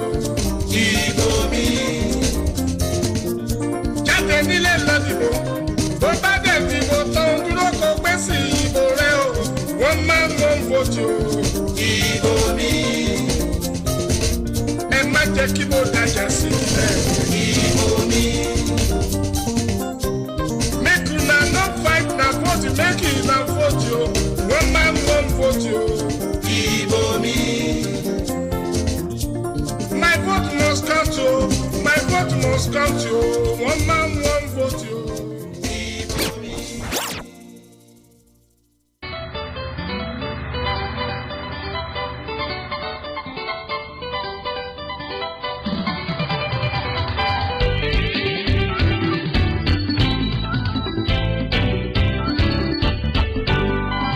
Ìpinnu ẹ̀yìn ara mi ẹ̀jẹ̀ aṣojú ṣe wá o. Bóyá o kájọ ṣe. Àsìkò ti tó ẹ̀yìn ara mi ẹ̀jẹ̀ aṣojú ṣe wá. Bóyá o kájọ ṣe. Ṣé kájọ ṣe? Ọ̀rọ̀ ìlú méjì bóyá kájọ. Bóyá. Ọ̀rọ̀ ńlá ló délẹ̀ yìí. Sábà lè ṣojú ṣe wá Nàìjíríà padà. Àsìkò ti tó láti bára wa sọ̀rọ̀ a ní láti bára wa sọ̀rọ̀ ara wa. ọ̀rọ̀ Nàìjíríà yìí ìṣòro ẹnìkan gbogbo apáta ní ká jọ ṣe kó lè tù wá lára kó lè tẹ̀ wá lọ́rùn ìlú Nàìjíríà yìí ó ti gbogbo wa ní. ẹ bá fọwọ́sowọ́pọ̀ ká fi mọ̀ ṣe kán. dájú ayé wa máa tún ṣe. Fọwọ́sowọ́pọ̀ ká fi mọ̀ ṣe kan ṣoṣo. Ayé wa máa tún ṣe. Láti tún lè ìṣẹ̀ṣẹ̀ nìkan. Kí Nàìjíríà máa tẹ̀síwájú ìṣẹ̀ṣẹ̀ nìkan. Àtìkò kẹgbẹ́ Nàìjíríà yìí iṣẹ́ gbogbo wa ni. Káfí ìmọ̀ ṣọ̀kan kó lè dára fún wa. Ẹ bá fọwọ́sowọ́pọ̀ ká fi mọ̀ ṣọ̀kan.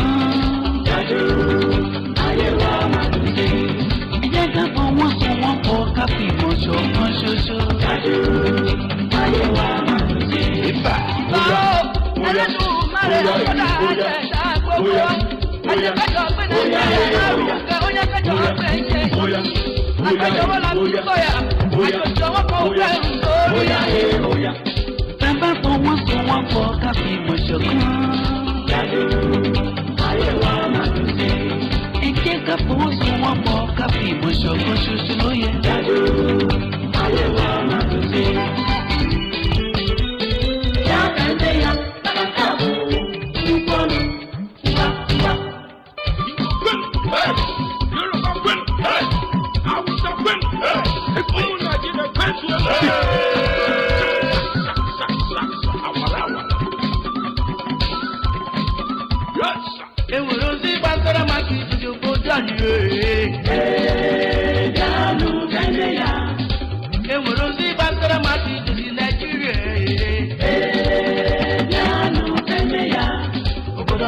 Nigeria, Obodoma Marama, all the in Africa, Nigeria.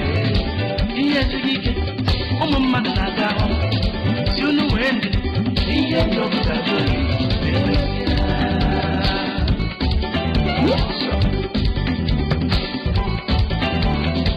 Una valuable in Japan, what I didn't have a royal. Basta, we can only. On your feeling, on your feeling. On your Pulachiniaka, when alive. On your Pulachinichu, and the Sian OLABODE, Oborochinia. Oloboda debo no Nigeria kuye. Kaini butani ju. Wedo so budani o. Papa wants to work for Kapi Moshoku. Dadu, ayewa matusi. Ideka for wants to work for Kapi Moshoku no ye. Dadu, ayewa matusi. Nigeria yo, adara fugo. Dadu, ayewa matusi. Komani bajo lasiko delisia. Dadu, ayewa matusi.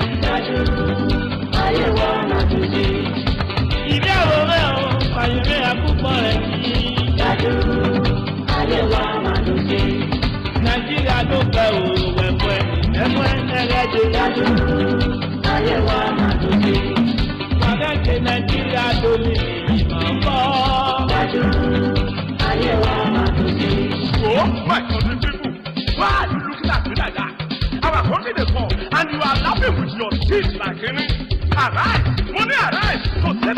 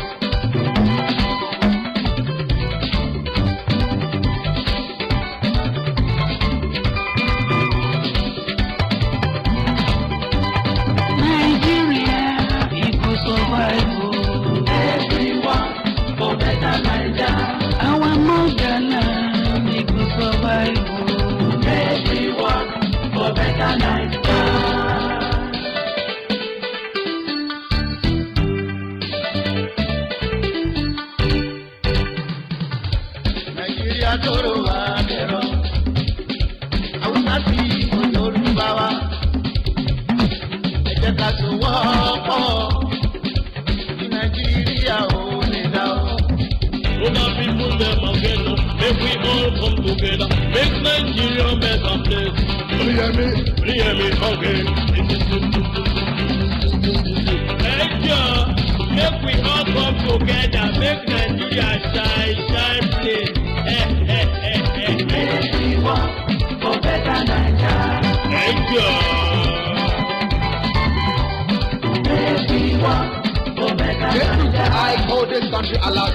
All man gonna always alert. I hold this country alert. All man gonna always alert. Don't be bad, don't be selfish. In this country, did you hear what happened? Don't say, what can you do for me? But I'm sorry that what you can do for us. I hold this country alert. All man gonna always alert. Everyone for better Nigeria. I hold this country alert. All man gonna always alert. Everyone for better Nigeria. we come too far, let's get together and let's I really don't know why I've been going this way. Nobody wants to know, nobody wants to care. I really want to know why you're going your way. Nobody wants to know, nobody really wants to care. And now that the blue is bad, I believe we can do things to turn around. Let's get together. No, togetherness we shall make. Let's get together to make Nigeria a better place for all. Let's get together. And I say, together. Let's get together. Yeah. Hallelujah. If we Nigerians claim to be black and brown, then let us prove this by living one, each with the other two, even as three of one family tree in harmony. Before Yoruba Hausa in an ebony unity. Amen. Let's go. Everyone for better Nigeria. Come on to this Nigeria, people go and you. Everyone for better Nigeria. Nigeria, Everyone for better Nigeria. Everyone for better Nigeria. Hey, togetherness is very, very necessary for a country to survive. Everyone for better Nigeria. Let us start any kind of Nigeria. Oh, quality. Oh, Olaluja.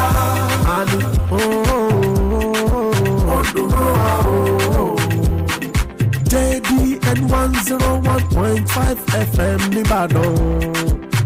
Ẹ wo, ètò wà níbí. Ìròyìn ẹ̀kúnrẹ́rẹ́ ìpolówó ọjà. Orin ìgbé àṣà lárugẹ. Tó bá rí bẹ́ẹ̀, ó yá má gbé kúrò. Ẹ má gbé kúrò. Àní ẹ má gbé kúrò sẹ́. Ẹ má gbé kúrò. JDN FM láyé lọ. Ẹ má gbé kúrò rárá. Broadcasting for all. Ẹ má gbé kúrò.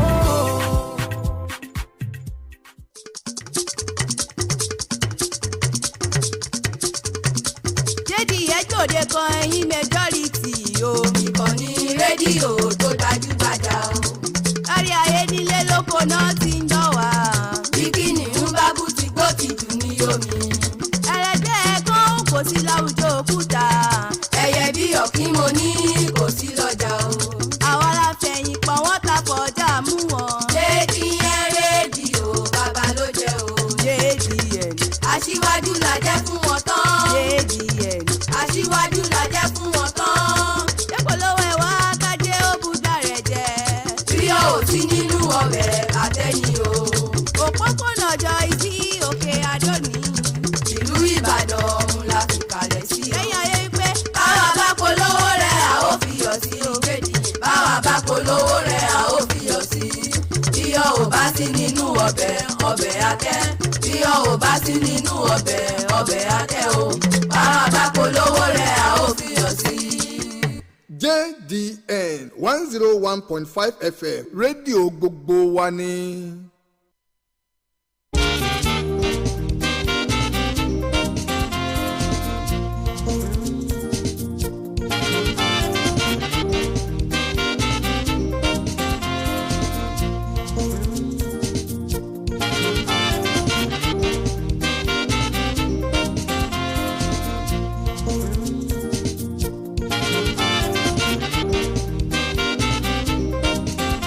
ìkànnì ẹlẹ́rọ àmì òjijì JDN radio 101.5 FM náà lẹ́ ń gbọ́ tí a sì ti mú wá sí tìgbọ́yìn gẹ́gẹ́ bá ṣe ṣèlérí wípé àníbí nǹkan ṣe ń lọ ní ìpínlẹ̀ Ọ̀ṣun òun náà lá máa jábọ̀ live and direct lórí ètò ìdìbò ìpínlẹ̀ Ọ̀ṣun eléyìí tí ó ti wáyé lónìí alẹ́ ló ti wáyé báyìí nítorí pé lọ́wọ́ tá a wà yìí kíkà ó ti ń bẹ̀rẹ̀ láwọn ibùdó ètò ìdìbò ọ̀rọ̀ tí mímáa tẹ̀ka ó ti dópin ní ìpínlẹ̀ Ọ̀ṣun tó sì jẹ́ pé wọ́n ti ń bẹ̀rẹ̀ sí ní máa kó ìbò jọ máa kà á ní àwọn ibùdó ètò ìdìbò gẹ́gẹ́ bí àwọn akọ̀ròyìn wa tó wà ní ìpínlẹ̀ Ọ̀ṣun bí wọ́n ti ṣe sọ tá a sì ń retí ìpè láti ọ̀dọ̀ wọn láti tún gbọ́ bí nǹkan ṣe ń lọ gẹ́gẹ́ bí ọ̀rọ̀ ti ṣe fojú hàn dé níwájú tèmi àwọn ibùdó ètò ìdìbò tàbáníkà wò ó láwọn àwọn apá abìkan bẹ̀rùn náà ló jẹ́ pé àwọn èèyàn wọ́n ti lọlé wọ́n sì ti dìbò tán wọ́n ti wá ń kó ìbò jọ lábalábẹ́hùn gẹ́gẹ́ bí ọ̀rọ̀ ti ṣe ń fojú hàn níwájú tèmi àwọn agbègbè ìdìbò kọ̀ọ̀kan wà tó jẹ́ pé wọ́n ti ń ka ìbò lọ́wọ́lọ́wọ́ bí agbègbè polling unit 39 ward 4 nílùú Òṣogbo local government area wọ́n ní níbùn àwọn òṣìṣẹ́ àjọ INEC wọ́n ti bẹ̀rẹ̀ sí ní máa sọ̀tì àwọn ballot paper wọ̀nyí tí wọ́n fi dìbò lágbàlábẹ́hùn Iléṣà West wọ́n ní wọ́n ti bẹ̀rẹ̀ ìgbésẹ̀ lórí mímáa ka ìbò náà bákan náà agbègbè Èjìgbò wọ́n ní kíka ìbò náà òun náà ti bẹ̀rẹ̀ lábalábẹ́hùn Ìlá Ọ̀rọ̀gó wọ́n ní wọ́n ti ń ka ìbò ṣùgbọ́n ibẹ̀ náà lọ̀rọ̀ ti wáyé nípa ọ̀rọ̀ ti bivas eléyìí tó jẹ́ pé ó dàṣẹ́lẹ̀ tí ogunlọ́gọ̀ àwọn èèyàn tí wọn ò ní àǹfààní láti dìbò nígbà tó jẹ́ pé àjọ INEC wọn mú àlékún débà àsìkò tí wọ́n fi lélẹ̀ fún àwọn òṣìṣẹ́ fún àwọn tó fẹ́ dìbò ní abala bẹ̀rùn eléyìí tó sì jẹ́ pé àwọn ibùdó ètò ìdìbò yìí náà ló jẹ́ pé wọ́n ti kó gbogbo àwọn ohun ètò ìdìbò wọ́n ti kó lẹ̀ wọ́n ti ń gbìyànjú láti máa kásẹ̀ ètò ìdìbò tó ti ń wáyé láti àárọ̀ wọ́n ti kásẹ̀ rẹ̀ lẹ̀ àwọn òṣìṣẹ́ iléeṣẹ́ ọlọ́pàá náà àwọn náà gbìyànjú wọ́n ṣiṣẹ́ wọ́n dúró tán síbẹ̀ wọ́n dúró wámúwámú bó tilẹ̀ jẹ́ pé ó kù díẹ̀ káàtó láwọn àyè kọ̀ọ̀kan bẹ́ẹ̀ náà làwọn òṣìṣẹ́ àjọ INEC náà àwọn náà ṣiṣẹ́ wọn o ṣùgbọ́n ó kù díẹ̀ káàtó láwọn àyè kọ̀ọ̀kan náà tá a sì ń retí láti gba ìpè bí nǹkan ṣe ń lọ ní àwọn àyè ọ̀hún níbi tí àwọn akọ̀ròyìn wà tí wọ́n dé dúró báyìí a ní ká má jẹ́ kí tiyín kò dì sí náà ni fún gbogbo àwọn ọ̀rọ̀ tá a ti sọ láti àárọ̀ yín lè fẹ́ láǹfààní àti sọ nǹkan kan tàbí òmíràn láti lórí ọ̀rọ̀ tó ń lọ lọ́wọ́ ní ìpínlẹ̀ Ọ̀ṣun yìí ẹ̀já fàsìkò yìí ṣojú òpólẹ̀ kágbà ìpè kan tàbí òmíràn lórí ọ̀rọ̀ ìpínlẹ̀ Ọ̀ṣun kí gan ni ìgbójúwò tiyín pẹ̀lú gbogbo àwọn nǹkan tá a ti sọ látàárọ̀ yìí lórí ọ̀rọ̀ ètò ìdìbò tó wáyé ní ìpínlẹ̀ Ọ̀ṣun lónìí 07048 001015 07048 001015 tàbí 080 2210 2163 080 2210 2163 Damilare náà wà ń bẹ́ẹ̀ yóò ní nǹkan láti sọ lórí ọ̀rọ̀ ètò ìdìbò tó wáyé ní ìpínlẹ̀ Ọ̀ṣun ìjọ ní nǹkan bẹ̀rùn láti sọ. jẹ́ ká gbọ́ láti ọ̀dọ̀ àwọn aráalé náà torí ọ̀pọ̀lọpọ̀ ọ̀rọ̀ náà láti mẹ́nubà àwọn kò jẹ́ pé bí ó ṣe jẹ́ pé wọ́n padà sún àkókò ìdìbò yẹn tí wọ́n ṣe sún time tí wọ́n fi sílẹ̀ yẹn síwájú kò lọ́dọ̀ ti tèmi mo rí pé àjọ INEC ìrònú wọn ó kò kún tó rí pé ó yẹ kí wọ́n lè wò pé kí àkókò wà nílẹ̀ sí i bí ó tiẹ̀ ju 30 ìṣẹ́jú lọ láti fi kún gbàtọ̀ mọ̀ wípé àtọ̀dọ̀ àwọn ni kùdẹ̀kùdẹ̀ yẹn ti wá kásọ́pàwìn ni wọ́n tètè jáde àti ẹ̀gbọ́ yẹn ṣùgbọ́n wọ́n sì jẹ́ pé àwọn èèyàn jáde ṣùgbọ́n láti ara àwọn irinṣẹ́ wọn tí kò ṣiṣẹ́ dáadáa ó yẹ kí wọ́n lè dánú rò pé ẹ jẹ́ kí a fi ìwọ̀nba àkókò kún so ìyẹn jẹ́ nǹkan tí a lè sọ nípa ti bó ṣe rí. bí àjọ INEC bá wò pé táwọn bá fi àsìkò kún àsìkò tó yẹ káwọn tó fẹ́ dìbò fi dìbò ó ṣeé ṣe kó mú akùdédé bá àwọn àsìkò tó kù tí wọ́n fi ṣe àkójọ àwọn ballot paper. kò sí akùdé kankan torí pé number of voters ní each polling unit ó yàtọ̀ síra wọn ibi tó bá ti ní 500 voters àti ibi tó bá ti ní 300 ó túmọ̀ sí pé wọn ò lè parí gbà kankan náà so time yẹn máa vary síra wọn so tó bá extend tiwọn náà and most especially àti gbọ́ number àwọn tó wà ń bẹ̀ just 342 people so 75 lórí bòdì so compare àwọn ibi tó ti jẹ́ pé àwọn èèyàn sì wà bí 1000 so tó túmọ̀ sí pé tó bá fi àkókò yẹn kún kò sí àkùdé kankan tó fẹ́ mú bá wọn 3 ni wọ́n parí tó bá ka di 4 ilẹ̀ oṣù débi pé wọ́n ní ríran ká bí wọ́n ní lè gbé lọ síbi tí wọ́n fẹ́ gbé lọ so àìlè dánúrò jinlẹ̀ dáadáa àti pé àìtí ìkúnjú òṣùwọ̀n tó náà lóòótọ́ èèyàn ní mì èèyàn ní rìn kórí má mì orí wọn mì bẹ́ẹ̀ yẹn ni wọ́n dẹ̀ láti ṣe àtúnṣe pé kí wọ́n lè tètè máa dánúrò kí wọ́n dẹ̀ máa strategize bí nǹkan bá fẹ́ lọ in other way round. ọ̀dà 07048001015 tàbí 08022102163 ẹ̀yin náà láǹfààní àti fi èrò yín hàn nípa ọ̀rọ̀ bí nǹkan ṣe rí lórí ọ̀rọ̀ ètò ìdìbò ìpínlẹ̀ Ọ̀ṣun tó wáyé yìí ǹjẹ́ bí ètò ìdìbò ìpínlẹ̀ Ọ̀ṣun bó ṣe lọ lọ́wọ́lọ́wọ́ yìí ṣó fojú hàn wípé bẹ́ẹ̀ náà ni nǹkan yóò ṣeé ṣe kó wáyé lọ́dún 2027 ẹnìkan wà lójú pé. Hello. Ẹ kúrọ̀lẹ́. Ìrọ̀lẹ́ ní sáà o. Ẹ kú iṣẹ́ ẹ̀kọ́ àtàrọ̀ o. Lọ́wọ́ á wà pẹ̀lú yín o. Àmín Ọlọ́run ẹ ṣeun sá. Nàìjíríà Ọlọ́run ó jẹ́ kó túbọ̀ máa bí a ṣe fojú wo ìbò yẹn. Àwọn àdúgbò kọ̀ọ̀kan wà tí wàhálà pọ̀ ńbẹ̀. Irú Ilé Ifẹ̀ ní sáìdì láwọn àbúrò àwọn abìkan níbẹ̀ ní ward 10 kí ni wọ́n ń pe àdúgbò yìí tó jẹ́ wípé wọ́n ń dìbò lọ́wọ́ báyìí ní àwọn ọlọ́pàá àwọn ni wọ́n yin tear gas wọ́n àjà wọn sí kankan wọ́n sọ wọ́n bẹ̀ jí gbogbo àpótí ìbò yẹn wọ́n jí gbé lọ bá a ti ń wò lórí Facebook. Ibo lẹ́yìn tí ń pè wá sà. láti Ìbàdàn la ti ń pè yín o láti Ìbàdàn la ti ń pè yín ọ̀ká ń wò lórí Facebook báyìí tí gbogbo àwọn èèyàn tó bẹ̀rẹ̀ sí ṣépè tí wọ́n ń bínú tó ń pè á wọn àgbèjà wọn sí kankan èrò tí nǹkan yẹn ti ṣẹlẹ̀ bẹ́ẹ̀ yẹn ká ní wọ́n ń jà ní wọ́n ti ní tear gas á ní wọ́n ń dóòlà àwọn nǹkan tó ń ṣẹlẹ̀ so that kò sí yẹn so àìmọye irú àwọn nǹkan báyẹn ló wá wáyé tí ó bẹ̀ yẹ kó ṣẹlẹ̀ bẹ́ẹ̀ so Ọlọ́run á wà pẹ̀lú wa Ọlọ́run á dúró tì wá o ó jẹ́ ìtawà rí bẹ́ẹ̀. ẹ ṣeun àdúpẹ́ ojú òpó kejì náà wà ń bẹ̀ ẹ ló ẹ ti wọlé o. ẹ káàsán ẹ bá gbọ́n sókè. Ọlọ́run á wà pẹ̀lú yín. láti odò ọ̀nà ni. ṣé ẹ rí àkọ́kọ́ ni wípé ṣé ìjọba ara wa là ń ṣe ní àbí ìjọba ìfẹ́ ara wa. torí nǹkan tó wà nílùú yìí ẹ̀mí tó ṣòfò lọ́sàn-án yìí ó kọjá kéré mìíràn. torí àwọn èèyàn mi gan wà níbẹ̀ tó jẹ́ pé àìlòmíì ò lè jáde.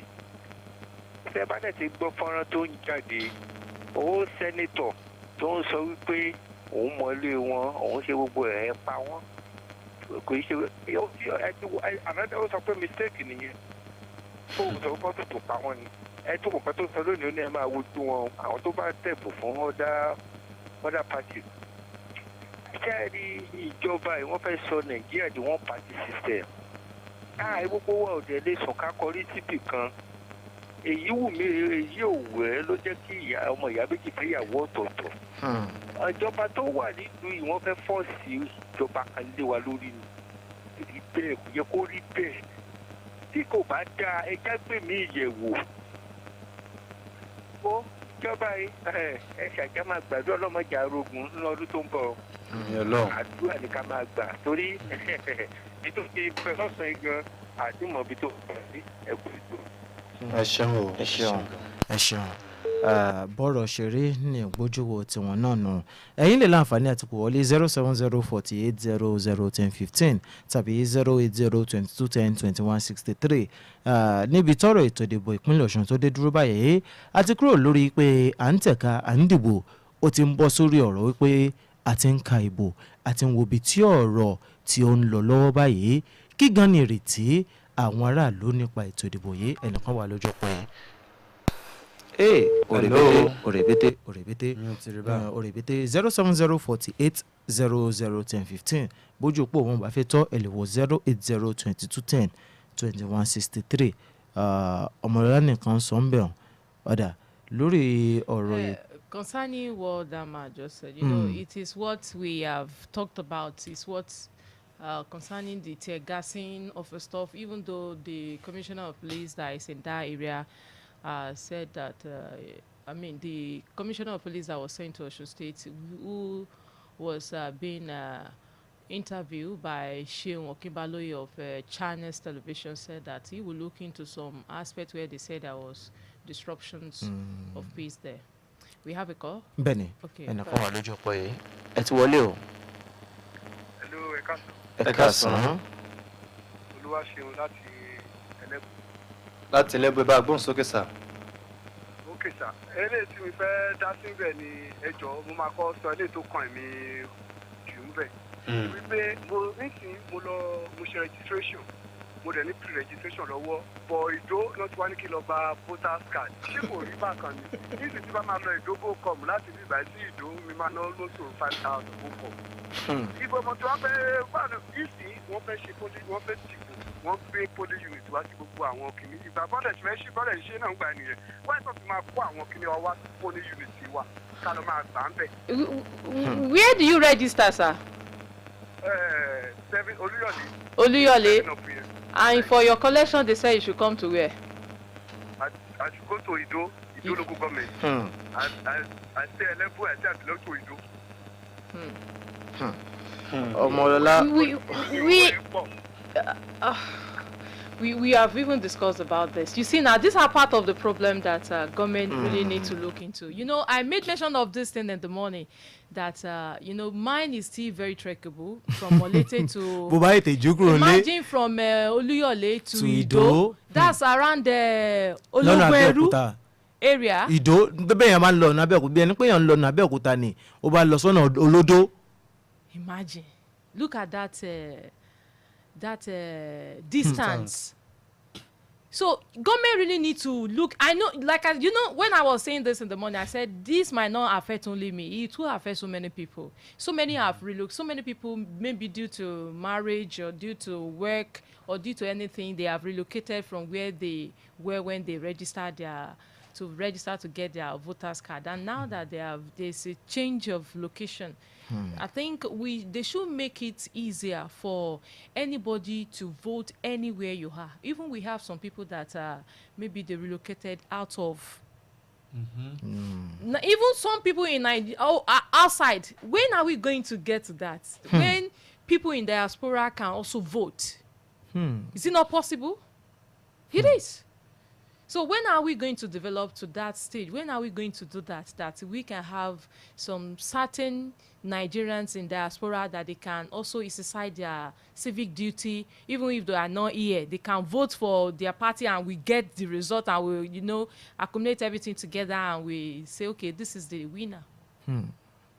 If a lot need to be done. INEC, like I said, I was talking about the budgeting the other time. I said, what did they use that money for? Because when they calculate the money, they say they gave them so amount of money. At the end of the day, there's no accountability. How do they spend our money? How do they make sure that if you register in JDN here, let's say there's a polling station here, you register INEC officer, if you register here or anywhere you are, you will be able, even if you go to maybe Ojo, maybe peradventure you went there during the time of election, you can vote there. When are we going to develop and try to so that everybody can exercise their civic duties? When are we going to get to that? I like the fact that this man called to say his concerns, because 2026 people are ready, come what may. Even look at the way the tensions, look at the way they created tensions for Osun State. That election in Osun State, nobody is going to come out, they will stay indoor, just do this, just do that. But see, people still came out. People came out en masse. Even the disabled, people living with disability, they were able to vote. So that is to tell you that Nigerians are ready. But our government, are they ready?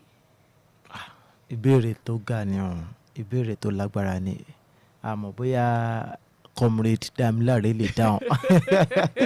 Bóyá Comrade Damilare lè dáhùn sí ìbéèrè tó wà lẹ̀. Let's entertain some more calls. 07048001015 07048001015 tàbí 08022102163 òun náà làwọn ojú òpó tó wà nílẹ̀ tẹ́ ẹ lè gbà wọlé. Or you can join us live on Facebook at JGN Radio 101.5 FM. You can drop your comments there, so we'll take it from there. You can also join us there on Facebook. Ada.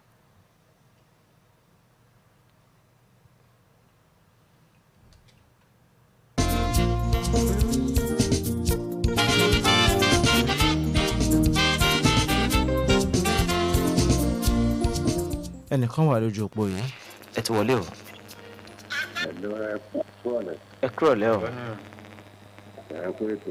Yes, sir. Sákèrè láti lọ́mí àjò.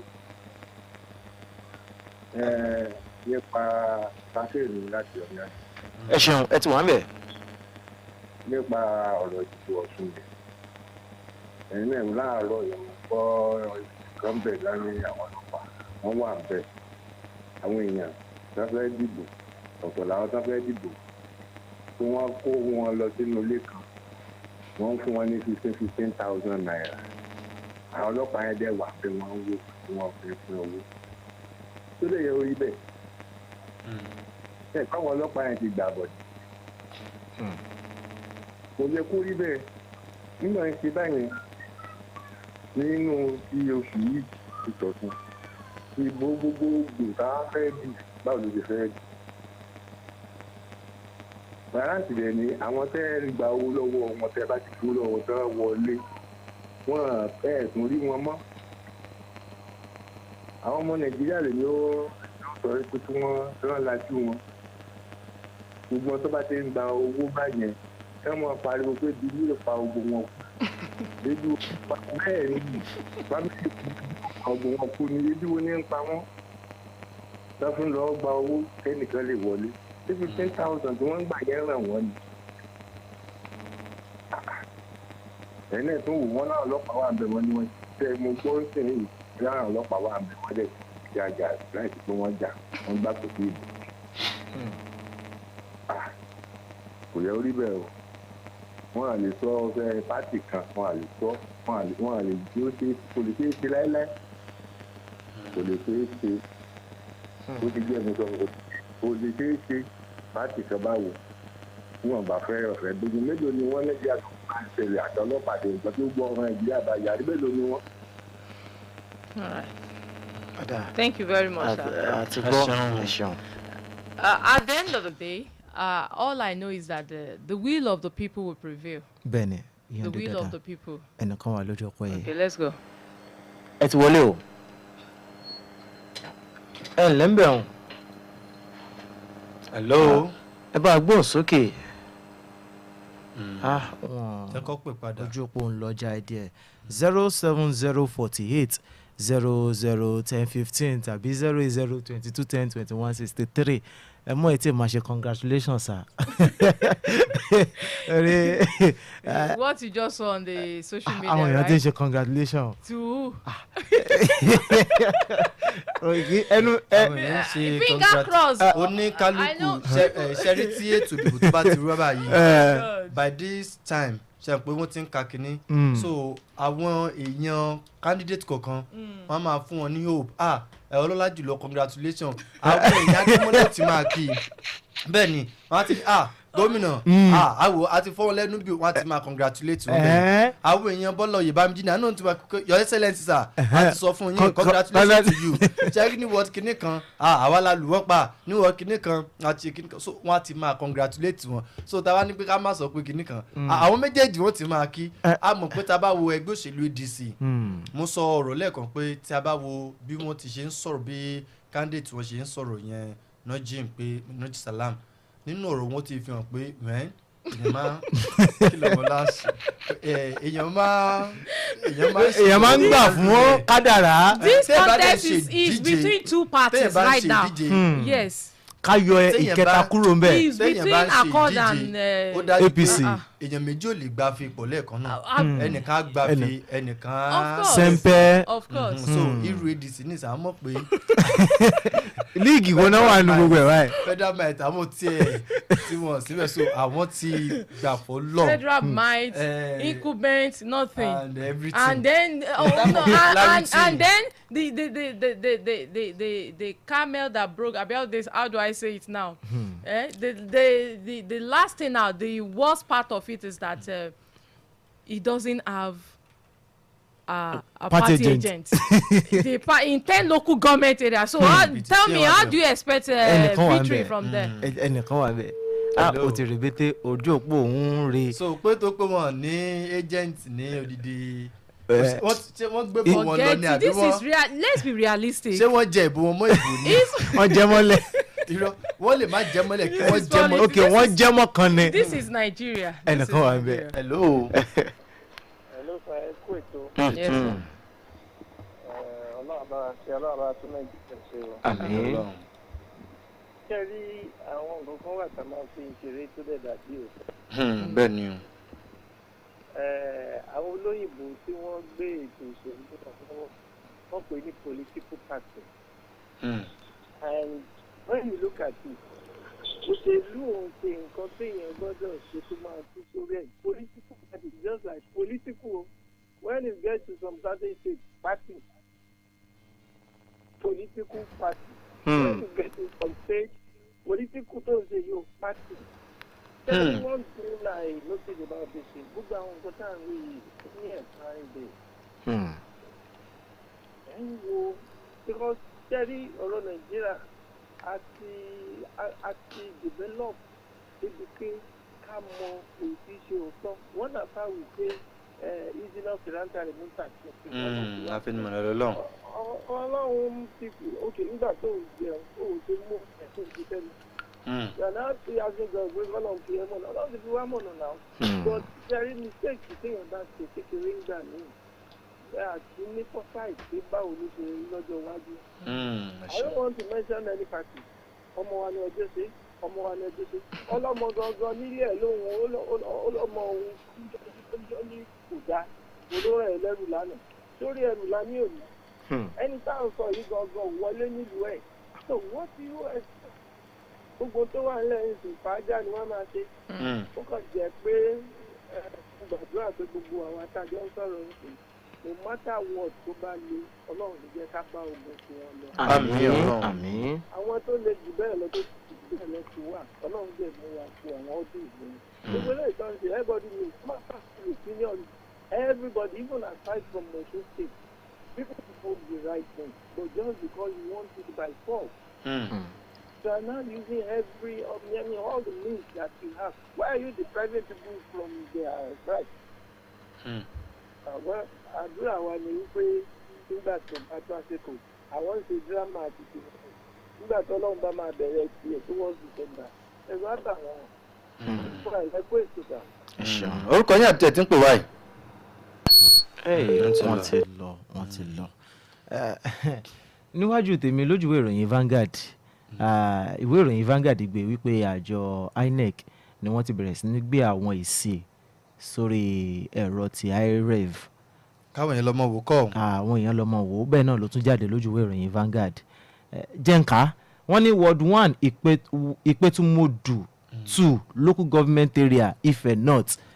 wọ́n ti kà ń bẹ̀ àbí. wọ́n ti kà ń bẹ̀ ọ̀hún ward 7 Ìpẹ́tù. àwọn káwọn ará lè mọ̀ lọ sójú òpó nǹkan tó bá rí kọjá ká mọ̀ ní lórí Facebook. are you an INEC official? lórí Facebook JDN àwa ń bẹ̀. ó ti lẹ́kẹ̀ mọ̀ síbẹ̀. ibi tí Nàìjíríà ti dá dé báyìí lọ́wọ́ báyìí gbogbo alárówó ràgò ọ̀ṣọ́ nìkan lọ́lọ́run fi ya ìgò we are a radio station.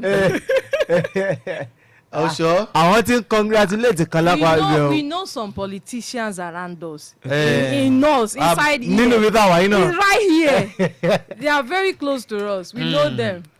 by their this thing we know. okay I know them. ẹnìkan wà ń bẹ̀. hello. hello sir. orúkọ yìí àti ìjẹ́ tí ń pè yín. mo dákẹ́kẹ́ wọ ten tí wọ́n ti bí àpótí ìbò lọ sí wọn ìdìbò yẹn tí wọ́n fẹ́ kà lẹ̀. ọ̀rọ̀ lẹ sọ. gbogbo wa la rí i pé kò sí ìjà kò sí wàhálà kò sí kankan bẹ́ẹ̀ wọ́n dìbò lọ́wọ́ ni àwọn ọlọ́pàá gan ni wọ́n yí sí gáàsì gbà máa bọ́ọ̀sì yẹn ti dé nìyẹn wọ́n sọ gbogbo wọn ni wọ́n dẹ̀ gbé kí àpótí ìbò yẹn lọ. so kí ni wọ́n fẹ́ sọ ń bẹ̀ yẹn ká ní wọ́n ń jà ni wọ́n á sọ pé wọ́n ń jà ni wọ́n ń dènà wọn. so ẹ̀yẹ ìlànà ògùn yẹn gẹ́gẹ́ bí o fẹ́ sọ ẹ̀ ń ju ìkíní iṣẹ́ kíní láti ń dìbò lórí ọmọ ń bẹ̀ kíní yẹn ò dáa wọ́n ọdọ àwọn olùdìbò ló wà ń bẹ̀ tí wọ́n jókòó kalẹ̀ ẹ mọ̀ pé fọ́ọ̀tì yẹn wọn ló ti wá. bẹ́ẹ̀ni. ó wá yẹ kí wọ́n fún wa ní táìmù láti pé kí wọ́n tún ṣe kí láti pé ká dìbò yẹn dì. ó dà gbogbo nǹkan yẹn kò sáà lọ bó ti yẹ kó lọ àtọ̀ Ọlọ́run bá wa tún Nàìjíríà ṣe. àmín Ọlọ́run. kó wà pẹ̀lú wa kó dúró tì wá o. àmín Ọlọ́run. kí ni wọ́n fẹ́ sọ fún wa gbogbo tó ń ṣẹlẹ̀ níbi wàá wò lórí Facebook ní ilé kálukú wà àjókòó tá à ń gbogbo tí ń lọ. nínú ìwé làwa wà àti lọ́sùn o. ẹ ṣeun. Ọlọ́run á ràn wá lọ́wọ́ o. àmín àmín. ẹ ṣe é kúṣẹ́ o. ẹ ṣeun. ojú òpó kejì náà ń ṣẹ́jú. ó dà kí n tó sọ tí mo fẹ́ sọ hello. hello. ẹ káàsán sir. ẹ káàsán orúkọ yín. Manuel láti wọlé àpáta. yẹ́rì mo fẹ́ lè sọ pé bóyá Ọ̀ṣun ò lajú ni àbí pé wọ́n ń kó wọn ní pápámọ́ra ṣé ẹ mọ̀ pé Ọ̀ṣun state náà 8 years ago náà sọ òyìnbó burúkú kan bẹ̀ wọ́n sọ pé inconclusive abẹ́gbàgbé. ọ̀ṣun ayé àwọn èèyàn náà pọ̀ nù. láyé Oyètọ́lá gbà. Oyètọ́lá. wọ́n ní inconclusive. bẹ̀rẹ̀ tí sọ òyìnbó burúkú. so náà ń sìn bẹ̀rẹ̀ náà ti kógun wọ̀nyí láì ṣe kó wọ́n fẹ́ lọ. iṣẹ́ tí ẹja tiẹ̀ sọ tí Nàìjíríà bá kó gbogbo àwọn táwọn gómìnà yìí tó wá sọ̀sùn yìí tó bá dàpọ̀ àwọn báàgì tó ń yọ wá lẹ́nu àtàwọn tó ń lù lára tí Nàìjíríà ò ẹ jẹ́ pé kán pé ìpàdé àjọrò tó bá láti fẹ́ ṣùgbọ́n àwọn pípé wọn ṣẹ́gun wọn ṣùgbọ́n wọ́n fẹ́ wá gba ìjọba tipátipá wọ́n lè wá láti lọ bí èwú ìdí tó fẹ́ ṣe election wọn wá jókòó sí state. jẹ́ ká ronú kì í ṣe gbọ̀ǹkan lẹ́rìn o ẹni tó bá ń jẹ ibi ìbàjẹ́ kó rántí tóun bá yó bámúbámú ọmọ ẹ̀ máa jẹ́ ń bẹ̀ o. ìtàn là ń kọ àṣepamọ́ ni o àṣepamọ́ ni o ọba tó ṣe tìlú tòrò àti èyí tó ṣe tìlú bàjẹ́ orúkọ àwọn méjèèjì ò ní parẹ́. wọ́n ń gbé ọkọ̀nù lẹ́gbẹ̀ẹ́ ìyàwó èèyàn ń jà nílùú wọ́n ń pààyàn bójútó yẹn ṣùgbọ́n ẹ fẹ́ gba ìjọba kan ẹ fẹ́ gba gọ́ọ̀mẹ̀ntì kan ẹ fẹ́ gba state kan àti tú gómìnà wá state sí state oní state ó jẹ́ 33 state ní state kan senate president náà mú fún wa síbẹ̀ ẹ wo ó lágbára ẹ kú ètò. ẹ ṣeun àdúpẹ́. Dámiláre olóhùn tó fẹ́ sọ ń bẹ̀ ọ́n. mo fẹ́ jẹ́ ká tún wo kinní kan ọ̀rọ̀ yìí ó ti ṣẹlẹ̀ tipẹ́ bóyá bí ọwọ́ aago kò tí ì pa aago méjì tíṣẹ̀lẹ̀ yẹn ṣẹlẹ̀ ẹ jẹ́ ká wò ó ṣé báwo ni confidence yẹn náà ṣe lè wà fún iléeṣẹ́ ọlọ́pàá ládẹ̀ ti lọ sí polling unit kan wọ́n dẹ̀ lọ fín tear gas wọ́n dẹ̀ tún snatch ballot box ṣé a rò pé ó ṣeé ṣe kó jẹ́ pé àwọn ọlọ́pàá tó wà ń bẹ̀ àwọn yẹ̀bá fún àwọn tí wọ́n wá tí wọ́n disguise nínú aṣọ ọlọ́pàá yẹn because commissioner tó wà ní tó jẹ́ pé jurisdiction títí ẹ̀ ní àti ìgbọ́ anything látọ̀dọ̀ wọn kò dé wọn dẹ̀ sọ̀rọ̀ bá ṣé wọ́n náà wò pé kò ń ṣe pé kàn wà lérè fì báyẹn. ṣé wọ́n lọ disguise ni àbáwọn òṣìṣẹ́ ọlọ́pàá gangan no is the Damilare is making an assumption like they said they tear gas. They said if you listen to that video, the woman was crying, was shouting, and was making a video. It's like he even captured the face of the policeman that they just tear gas them for nothing. When they be ballot and box they said they did not see the INEC official again. Everything just. So, Tabanika will say iléeṣẹ́ ọlọ́pàá can be that, can they stoop so low tó jẹ́ pé lójú táyé tó dẹ̀ mọ̀ wípé lẹ́yìn election yìí àwọn ọ̀rọ̀ sì máa jáde ṣé iléeṣẹ́ ọlọ́pàá kan lè stoop so low láti ṣèrú báyẹn. Èmi ò sọ wípé tó sì tún gbé fọ́nrán bí tó ti ń ṣẹlẹ̀. tó dẹ̀ gbé fọ́nrán bó ṣe wà yẹn nínú èrò tèmi mo rò pé ó ṣeé ṣe kí àwọn ọlọ́pàá yẹn wọ́n lè compromise mi sọ pé wọ́n compromise wọ́n lè ti yẹ̀ba kó jẹ́ pé àwọn tí wọ́n wà gan wọ́n kàn lo àwọn nǹkan ọlọ́pàá yẹn láti wá fi ṣiṣẹ́. Why do they have to yẹ̀ba? Nǹkan tí wọ́n fi sọ náà nìyẹn pé òun ló fi jẹ́ pé nǹkan tí iléeṣẹ́ ọlọ́pàá kọmíṣánná tó wà níbẹ̀ yẹn tó ń láti jẹ́jọ́ lé nìyẹn. Àwọn tó kó síbẹ̀ kí ló dé tí wọ́n fi lọ snatch box tó bá ní kò ń ṣe àwọn kí ló dé tí wọ́n fi snatch box tí ẹ fi mọ̀. And you know in this type of this allegation that had just been made, they did not mention any party, but they said the police did this, unlike all other places where they were counter allegations about each other. So this is police that they were, alleging that it was the policemen there that did this. Lórí ọ̀rọ̀ pé wọ́n fi tear gas mo rí òyìn kan lẹ́ẹ̀kan ṣùgbọ́n mi ì mọ ibi tó wà mọ́. Wọ́n ní ibi tí ọlọ́pàá yìí tí wọ́n fẹ̀sùn kàn wípé ó fi tear gas ẹ̀kan níbi tó ti ń ṣẹ̀yọ́ ló ti ṣí tear gas sílẹ̀ ìyún afẹ́fẹ́ tajútajú tó sì fọ́nká tó wá da gbogbo ẹ̀rú ìròyìn ni o. àárín ibi táwọn èèyàn ti ń ṣe ọmọlájọ àárín ibi táwọn èèyàn ti ń ṣe ó dùn mí pé mi ìrérò yọ̀ mọ́. irọ́ ṣe àárín ibi táwọn èèyàn ti. Yes, you have to, when some allegations have been made, you have to question you have some questions to ask. ṣé ibi tí àwọn èèyàn ti ń ṣe ètò ìdìbò ló ná pọ̀lọpọ̀ àbí ló ti wá ń ṣẹ́yọ̀ débi pé tear gas yẹn ó wá sí and báwo ni tear gas ṣe máa ṣe kákí tó wọ̀ yẹn ó tìkì tó jẹ́ pé friction wà ń bẹ̀ tí friction yẹn lágbára láti ṣí tear gas yẹn. ó dùn mí pé mi ìríròyìn ọ̀hún bí n bá rí ìtún jẹ́ kẹ́. This is Nigeria, my brother. ṣe rí lórí eléyìí assumption ni everybody ń sọ kì í ṣe pé bóyá mo fẹ́ side èèyàn kan ṣùgbọ́n má jẹ́ kí a wà biased lórí pé wọ́n fi lórí ọ̀rọ̀ even fífín tear gas yẹn gan àti ìrí ẹ̀rí ẹ̀ tó dájú lóòótọ́ a rí àwọn fọ́nrán níbi táwọn èèyàn ti ń pariwo ṣùgbọ́n ṣé rí tí ọ̀rọ̀ bá débi pé ká mú kùnkùndùn ọ̀rọ̀ jáde a gbọ́dọ̀ rí ibi tí kinní ẹ̀ ti wá ṣùgbọ́n fọ́nrán àwọn èèyàn lè manipulate o ẹ jẹ́ ká sọ ní bẹ́ẹ̀ ni àwọn èèyàn lè ṣe kódà a rí fọ́nrán kan ní bíbáyìí tó jẹ́ pé mi ì fi taratara tí a lò tí mi fi taratara gbà kí ni fọ́nrán yẹn ni pé àwọn kan ní pé àwọn gba owó lọ́wọ́ àwọn tí wọ́n ń pín owó tí wọ́n pín kúrè àárí ibi tí wọ́n ti ń pín owó yẹn. And who do they collect the money from? bó ṣe jẹ́ nìyẹn àárí ibi tí wọ́n ti ń drag owó yẹn. àwọn yẹn máa gbà kọ́ fídíò àwọn. ó ṣe wá jẹ́ gbà tí wọ́n ṣẹ̀ṣẹ̀ gba owó tán tí wọ́n sọ wípé wọ́n lè ṣe fídíò àwọn táwọn fún lówó.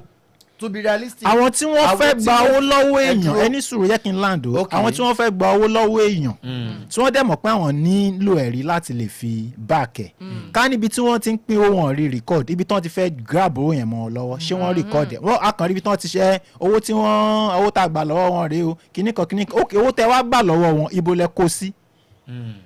So ìtorí ẹ̀ mo fi sọ pé ṣẹ́rí gbogbo nǹkan tí à ń sọ yìí àti àkànṣe mú ní ọ̀rọ̀ orí ni so lórí títí ọlọ́pàá tí wọ́n sọ wípé. He is actually in the dean so in the Tribune that Nigerian Tribune that officer attempting to ease himself please clarify tear gas incident at Modakeke RAC. So ṣe wọ́n ti wá iléeṣẹ́ ọlọ́pàá ti wá gbé jáde báyìí pé lótìtọ́ ni afẹ́fẹ́ tajútajú yẹn ló ṣẹlẹ̀ ṣùgbọ́n wọ́n ní ó ń gbìyànjú láti tura ó fẹ́ ṣe ẹ̀yọ́ and that thing now triggered ló wá ṣe ṣe wá lórí yẹn wá ní wọ́n wá gbé bóyá wọ́n fẹ́ ṣèwádìí níbi àwọn kan jẹ́ kó kàn kù síbẹ̀ ni tó àwọn ò sí ń bẹ̀ wọn ò dẹ̀ rí ẹ̀rí kan láti sọ pé wọ́n fi gbè lẹ́yìn pé bóyá ó fin lótìtọ́ sí àwọn èèyàn ṣùgbọ́n ó ṣàfihàn tajútajú accidentally according to news. So bó ṣe jẹ́ nìyẹn. nǹkan tẹ́mi wá ń sọ ni pé they said it happened accidentally. nǹkan tẹ́mi wá ń sọ ni pé number 1 ibo ló gbé sí ṣé to be realistic tear gas ó ṣèèṣì yìn fúnra ẹ̀ ṣe mọ̀ pé nǹkan tó lè mú kí ṣíṣí yẹn because there must be friction láti jẹ́ pé wọ́n ṣe tó bá jẹ́ pé àwọn oníkà báyìí ni force gbọ́dọ̀ wà láti open ẹ̀ tó bá jẹ́ pé àwọn onítọ́ máa ń yí báyìí ni friction gbọ́dọ̀ wà láti ṣe pé kìíní ṣé aṣọ ẹ̀ náà ló wá kọ́ àti pé báwo ló ṣe wá jẹ́ pé ibi tó ti ń store yẹn kìíní yẹn ní láti target àwọn tí wọ́n jẹ́ let's clear the air. No, don't let us drag it the longer. Let's clear the air now. According to Tribune, it was said that the command gave the explanation in the statement that was posted on their X platform on Saturday, which is today, following reports and videos on social media claiming that police officer fired tear gas at voters to disrupt voting. According to the police, the incident did not happen at a polling unit, but at a registration area center where officers posted for election duty were stationed. So the incident did not take place at any polling unit. It occurred at the registration area center and was the result of negligence on the part of an officer who was attempting to ease himself, the command said. So that is what is being stated. So it's not in at a polling unit. Lótìtọ́ kí nìyẹn lè fẹ́ débẹ̀ torí afẹ́fẹ́ ni ó ń bá ṣiṣẹ́.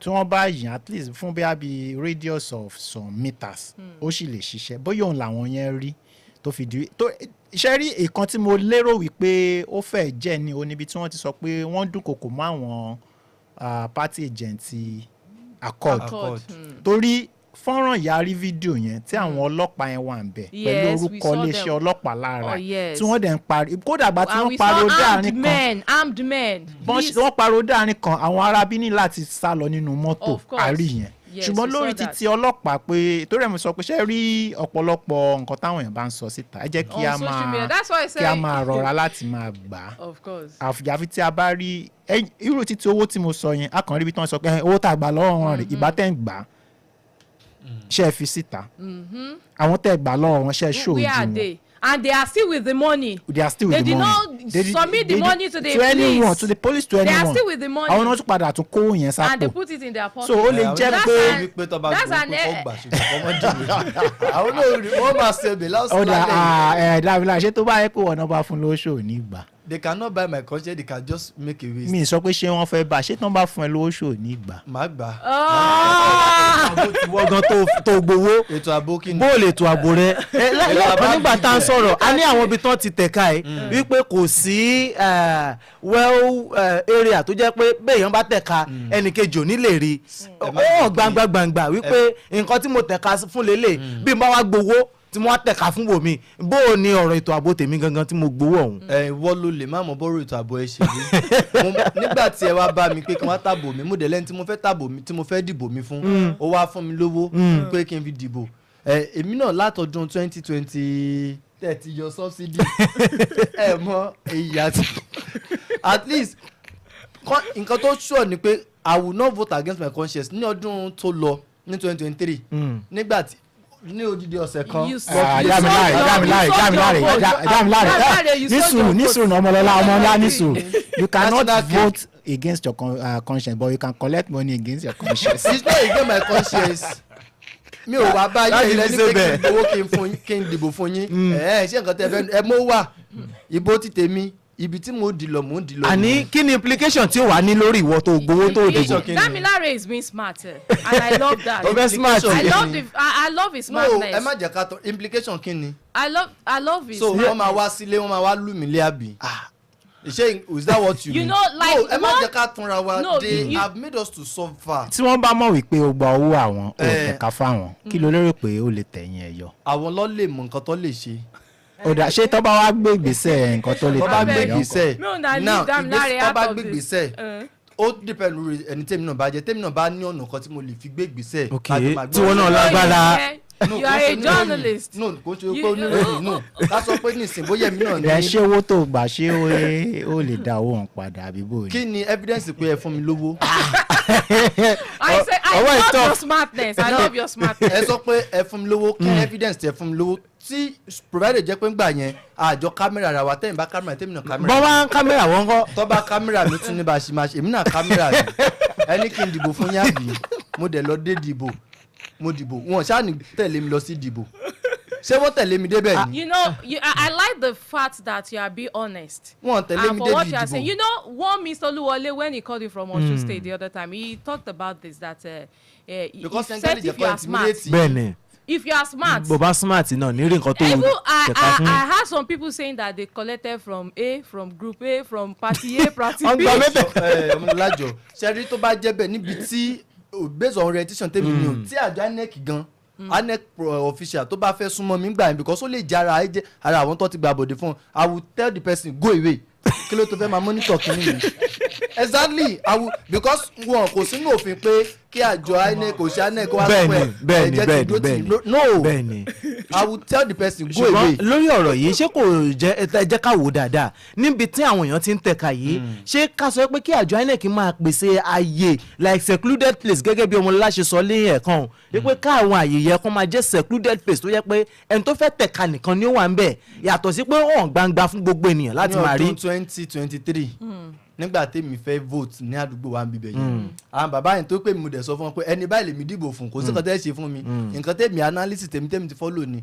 ibi tá a ti dìbò kò sí anybody yàtọ̀ sí ìgbà tó rí pé èèyàn pọ̀ ẹ̀yin voters ẹjọ́ jẹ́ kínní ni ìgbà tí má dẹ̀ sí pé ọmọ ẹgbẹ́ òṣèlú ha lélẹ̀ yìí èmi náà mo dẹ̀ cover ìbò mi débi pé ẹ̀ mọ́ ẹni kódà bí mo ṣe tẹ̀ ìbò mi lélẹ̀ yìí ẹnìkan wà lójú àwọn èèyàn lè sọ pé ọmọ yẹn àǹtí kínní ni. ẹja gbé pé òrè ojú ọ̀pọ̀ wọn sì ti ń ṣáná. èmi yẹn sọ fún lé pé ẹgbẹ́ òṣèlú báyìí mo dìbò fún un mo kì ìwọ kìnìkan ẹ ti jẹ́ pé nígbà tó ṣe ìjọba bíi ọdún mẹ́jọ ní kìnìkan mo nígbà tó ṣe ní old glory ní by calculation ti tèmi ibi tó kàn mí dìbò fún nìyẹn so ipe kìnì wọ́n lè intimidate him with that one wọn ẹ̀ẹ́dẹ̀ ní tẹ̀lé mi débẹ̀ to be honest. ọ̀dà àwọn èèyàn wọn wà lójú òpó yìí àwọn wà lójú òpó yìí láti ìpínlẹ̀ Ọ̀ṣun tí wọ́n fẹ́ bá wa sọ̀rọ̀ lójú òpó yìí níkànnì ẹlẹ́rọ àmì òjijì JDN Radio 101.5 FM tó kalẹ̀ sójúlé kìnìún òpópónà Joyce bí Òkè Àdó ní ìlú Ìbàdàn àwọn akọ̀ròyìn wa tí wọ́n wà ní ìpínlẹ̀ Ọ̀ṣun òun náà ni wọ́n ti ń jábọ̀ láti àárọ̀ táwa náà sì ti ń fi tò yín létí bí nǹkan ṣe ń lọ nípa ọ̀rọ̀ ètò ìdìbò wọ́n ti wà lójú òpó yìí ẹ kú iṣẹ́ ìlú o. hello. hello. báwo lójú ọjọ́ ṣe rí bẹ́ẹ̀ yẹn. ojú ọjọ́ dà. ìlú ilé Ifẹ̀ láwà yìí. àkùṣe. àti dé ẹnu wá post office unit níbẹ̀ ni a wà báyìí. àyè yẹn ni wọ́n yà sọ́tọ̀ fún gbogbo àwọn ìbò tí wọ́n bá dì ní gbogbo àyíká yẹn. ibẹ̀ ni wọ́n fi ṣe ààyè dá ìbò jọ sí táwọn sí collation center fún ẹkùn yẹn. ààyè yẹn ni wọ́n ti ka gbogbo ìbò jọ tí wọ́n ti kó jọ láti wá ṣẹ̀ṣẹ̀ máa kó lọ sí olú-ìlú ìpínlẹ̀ Ọ̀ṣun ṣíṣe Òṣogbo ní iléeṣẹ́ àjọ INEC ẹkùn ti ìpínlẹ̀ Ọ̀ṣun. iléeṣẹ́ wọn tó dojúkọ gbọ̀ngàn ilé ìjókòó ìjíròrò àwọn ọmọlẹ́gbọ̀n aṣòfin House of Assembly iléeṣẹ́ wọn tó wà ń bẹ̀ ní etí abẹ́rẹ́ níbẹ̀ ni ààyè àjọ INEC níbẹ̀ náà sì ni wọ́n fi ṣe collation center fún ọdún yìí. mo rántí ní ọdún 2015 nígbà tí à ń dìbò ààrẹ tó gbé ààrẹ Buhari wọlé ààyè yẹn náà ni wọ́n lò láti fi ṣe ààyè ìkó ìbò jọ sí fún gbogbo ìbò tí wọ́n bá dé láwọn ìjọba ìbílẹ̀ ní ìpínlẹ̀ Ọ̀ṣun. bó o lọ ní 2023 àti 2022 ṣùgbọ́n padà sí Ifẹ̀ tí ó bí ọ̀rọ̀ yìí lọ́wọ́lọ́wọ́ yìí ìbò ti ń parí láwọn ààyè kan ní ìlú Ilé Ifẹ̀ wọ́n ti ń kààbò báyìí bẹ́ẹ̀ ni wọ́n sì tún ń di ìbò lọ́wọ́ ní àwọn ààyè kan ṣùgbọ́n tá a bá gbé sí orí ìṣirò ààyè tí wọ́n ti di ìbò tán tí wọ́n ti ka ìbò wọn ó pọ̀ ju ààyè tí wọ́n sì ti ń dìbò lọ́wọ́ lọ. pẹ̀lú àwọn ìfọ̀rọ̀wérọ̀ tá a ṣe pẹ̀lú àwọn tí wọ́n wà níbẹ̀ tí ó fi jẹ́ pé wọn ò ti fi rí ìbò dè láti títí di àsìkò yìí tí wọ́n sọ náà ní pé ẹ̀rọ bivas gbé iná parí ó ń pòpóló ó sì ń wúkọ́ láwọn àsìkò tí wọ́n bá bóyá bólúgbé ti wúkọ́ yẹn gan náà ni ìgbà àdúgbò ń wúkọ́ ní àwọn àsìkò tí wọ́n bá ti fẹ́ lò ó so ṣùgbọ́n bí gbogbo ẹ̀ lọ ẹlẹ́dìí ọ̀dọ́ yọ ariwo tí ọkọ̀ pa náà ni ó pọ̀ wọ́n sì ń dìbò lọ láwọn àsìkò kan léyìí tó jẹ́ pé aago 5 ó kù ìṣẹ́jú 4 lọ́wọ́lọ́wọ́ báyìí níbi gbogbo tí wọ́n ti ń gbọ́ a ti wá ń kúrò nínú ìlú báyìí àtà ń kọjá sí ìlú Mọdákẹ́kẹ́ tí ìbá ṣe pé ọmọ onílùú tó bá mọ ìlú tó sì máa làlú èèyàn ṣeé ṣe kó má mọ ìyàtọ̀ láàrin Ilé Ifẹ̀ àti Mọdákẹ́kẹ́ tó pé ìlú tó ti wọnú ara wọn ni. ṣùgbọ́n Ọlábọ̀dé bò wá ní ṣó wá yálé báyìí. oníṣẹ́ mo yálé. ṣó yálé ni nítorí. èmi ti yálé lánàá mo ti jẹun níbẹ̀ lánàá. ọ̀dà. ẹ̀gbọ́n bó mo ti wà nílẹ̀ yìí látàná. ìyẹn já lókè ló ti kẹ́ ẹ jẹ́ sun. mo yálé ọmọ pé mo jìnnà sílé ààfin láti kúrò báyìí ní iwájú. ojú òpó òun ẹ ṣì wà ń bẹ̀ hello ojú òpó òun lọ́jà afẹ́fẹ́ òun gbé lọ hello ojú òpó òun òrèbété bẹ́ẹ̀ bá láǹfààní àti kò wá padà á máa gbé láti máa mọ bí nǹkan ṣe ń lọ àti bí ibi tí nǹkan dé dúró lórí ọ̀rọ̀ ètò ìdìbò ìpínlẹ̀ Ọ̀ṣun eléyìí tó wáyé lónìí gẹ́gẹ́ bí Mákinwá ṣe sọ ètò ìdìbò ó ń lọ lọ́wọ́ láwọn àyè kọ̀ọ̀kan bẹ́ẹ̀ àwọn kan ti ń ṣe bẹ́ẹ̀ wọ́n ti ń ka ìbò ẹ ti wọlé o. ojú òpó fẹ́ lọ́jà yìí. gẹ́gẹ́ mo ṣe ń sọ lọ à ń kọjá sínú Mọdákẹ́kẹ́ báyìí àti wà nínú ìgboro Mọdákẹ́kẹ́ ní tí ọba Ògúnṣúrà ti ń jọba lé lórí níbẹ̀ làwà báyìí à ń kọjá lọ sí Ìráyè báyìí níbẹ̀ ni a ti wo ojú ọjọ́ ṣe rí níbẹ̀ kátiẹ̀ tó dé àyín àti kọ́kọ́ ń gbọ́ àyè sọ̀rọ̀ kan awuyewuye kan wípé pẹ́pẹ́sẹ́ o pé àwọn kan wọ́n fẹ́ máa dàbò láàmú ní Ifẹ̀ East bẹ́ẹ̀ ni bẹ́ẹ̀ kọ́ àgbẹ̀ bàbá débẹ̀ nísìnyí àmú ojú ajá kan oníṣọ̀ Ifẹ̀ East yẹn gangan ládé báyìí níbẹ̀ á sún mọ́ ibi àyè yẹn láìpẹ́ láì jìnnà á sì tún pè ń padà ẹ má wàá jìnnà sínú yàrá yẹn torí pé àmọ́ tẹ̀ ń wá kiri o nínú ọ̀bá tán lásọ. ẹ̀jẹ̀ tẹ́lẹ̀ kan náà. ọ̀nà pọ̀ lẹ́rùn. Fẹ́mi wà ń bí yóò fi pété sọ̀rọ̀. ọ̀dà a máa gbọ́ ó yá. Hello, Fẹ́mi. Hello. How are you? Very well. I've been the pilot of the day from morning. Wow. Pẹ̀lẹ́. Well done. We just left the post office in front of the Oni officer's palace. Okay. And that's where that's the collation center for all the polling units around Ife. Okay. And I think people have been, the presiding officers have been coming with the results to the collation center. And some of the people have been jubilating. Some of them have been squeezing their faces, which is normal. You know, and one thing that is very, very important is the fact that myself and HOP were discussing, and what we saw was that even the youth, you know, they had a say in who they were actually wanted to vote for. They came out to vote, and they were like, okay, they are standing by their votes, because they say that if they do not come out to perform their civic rights, what they want will not come to reality. So I think that's one thing that has actually changed in the orientation of the youth. So I think it's a good plus for the people of Osun State. ọ̀dà ẹ kò ṣe náà ẹ kò ṣe ìlú. Okay. ṣé wọn náà fẹsẹ̀ kan fẹ́ délé ni Fẹ́mi? Fẹ́mi ò mọlé. mo ti kọjá ilé mo ti lọlé tẹ́lẹ̀ náà. olólé Fẹ́mi ti gbàgbé ilé. ṣé ọ̀rẹ́ mi mu? Kí ló sọ? ṣé ọ̀rẹ́ mu mu? àwa lórí ìrìn àgùdọ̀ mọ́ ẹ mú. ọ̀dà kò sí wàhálà. ẹ kúṣẹ́. ẹ kúṣẹ́ náà. ẹ kúṣẹ́.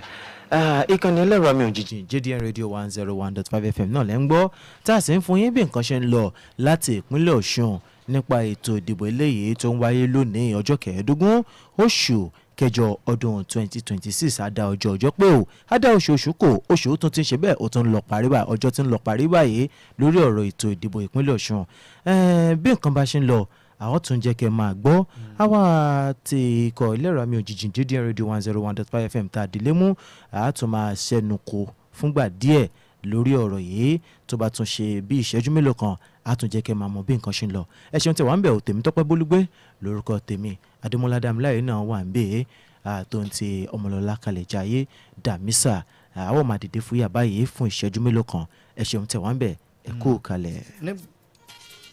nígbà tí a bá lọ ètò Voice of Music yóò sáré gorí àgbàgbé fún ìṣẹ́jú díẹ̀ jókòó kẹ́ ẹ túnmọ̀ jàládùn yìí náà ká fi dé à ń bọ̀ wá o ẹ kú kalẹ̀.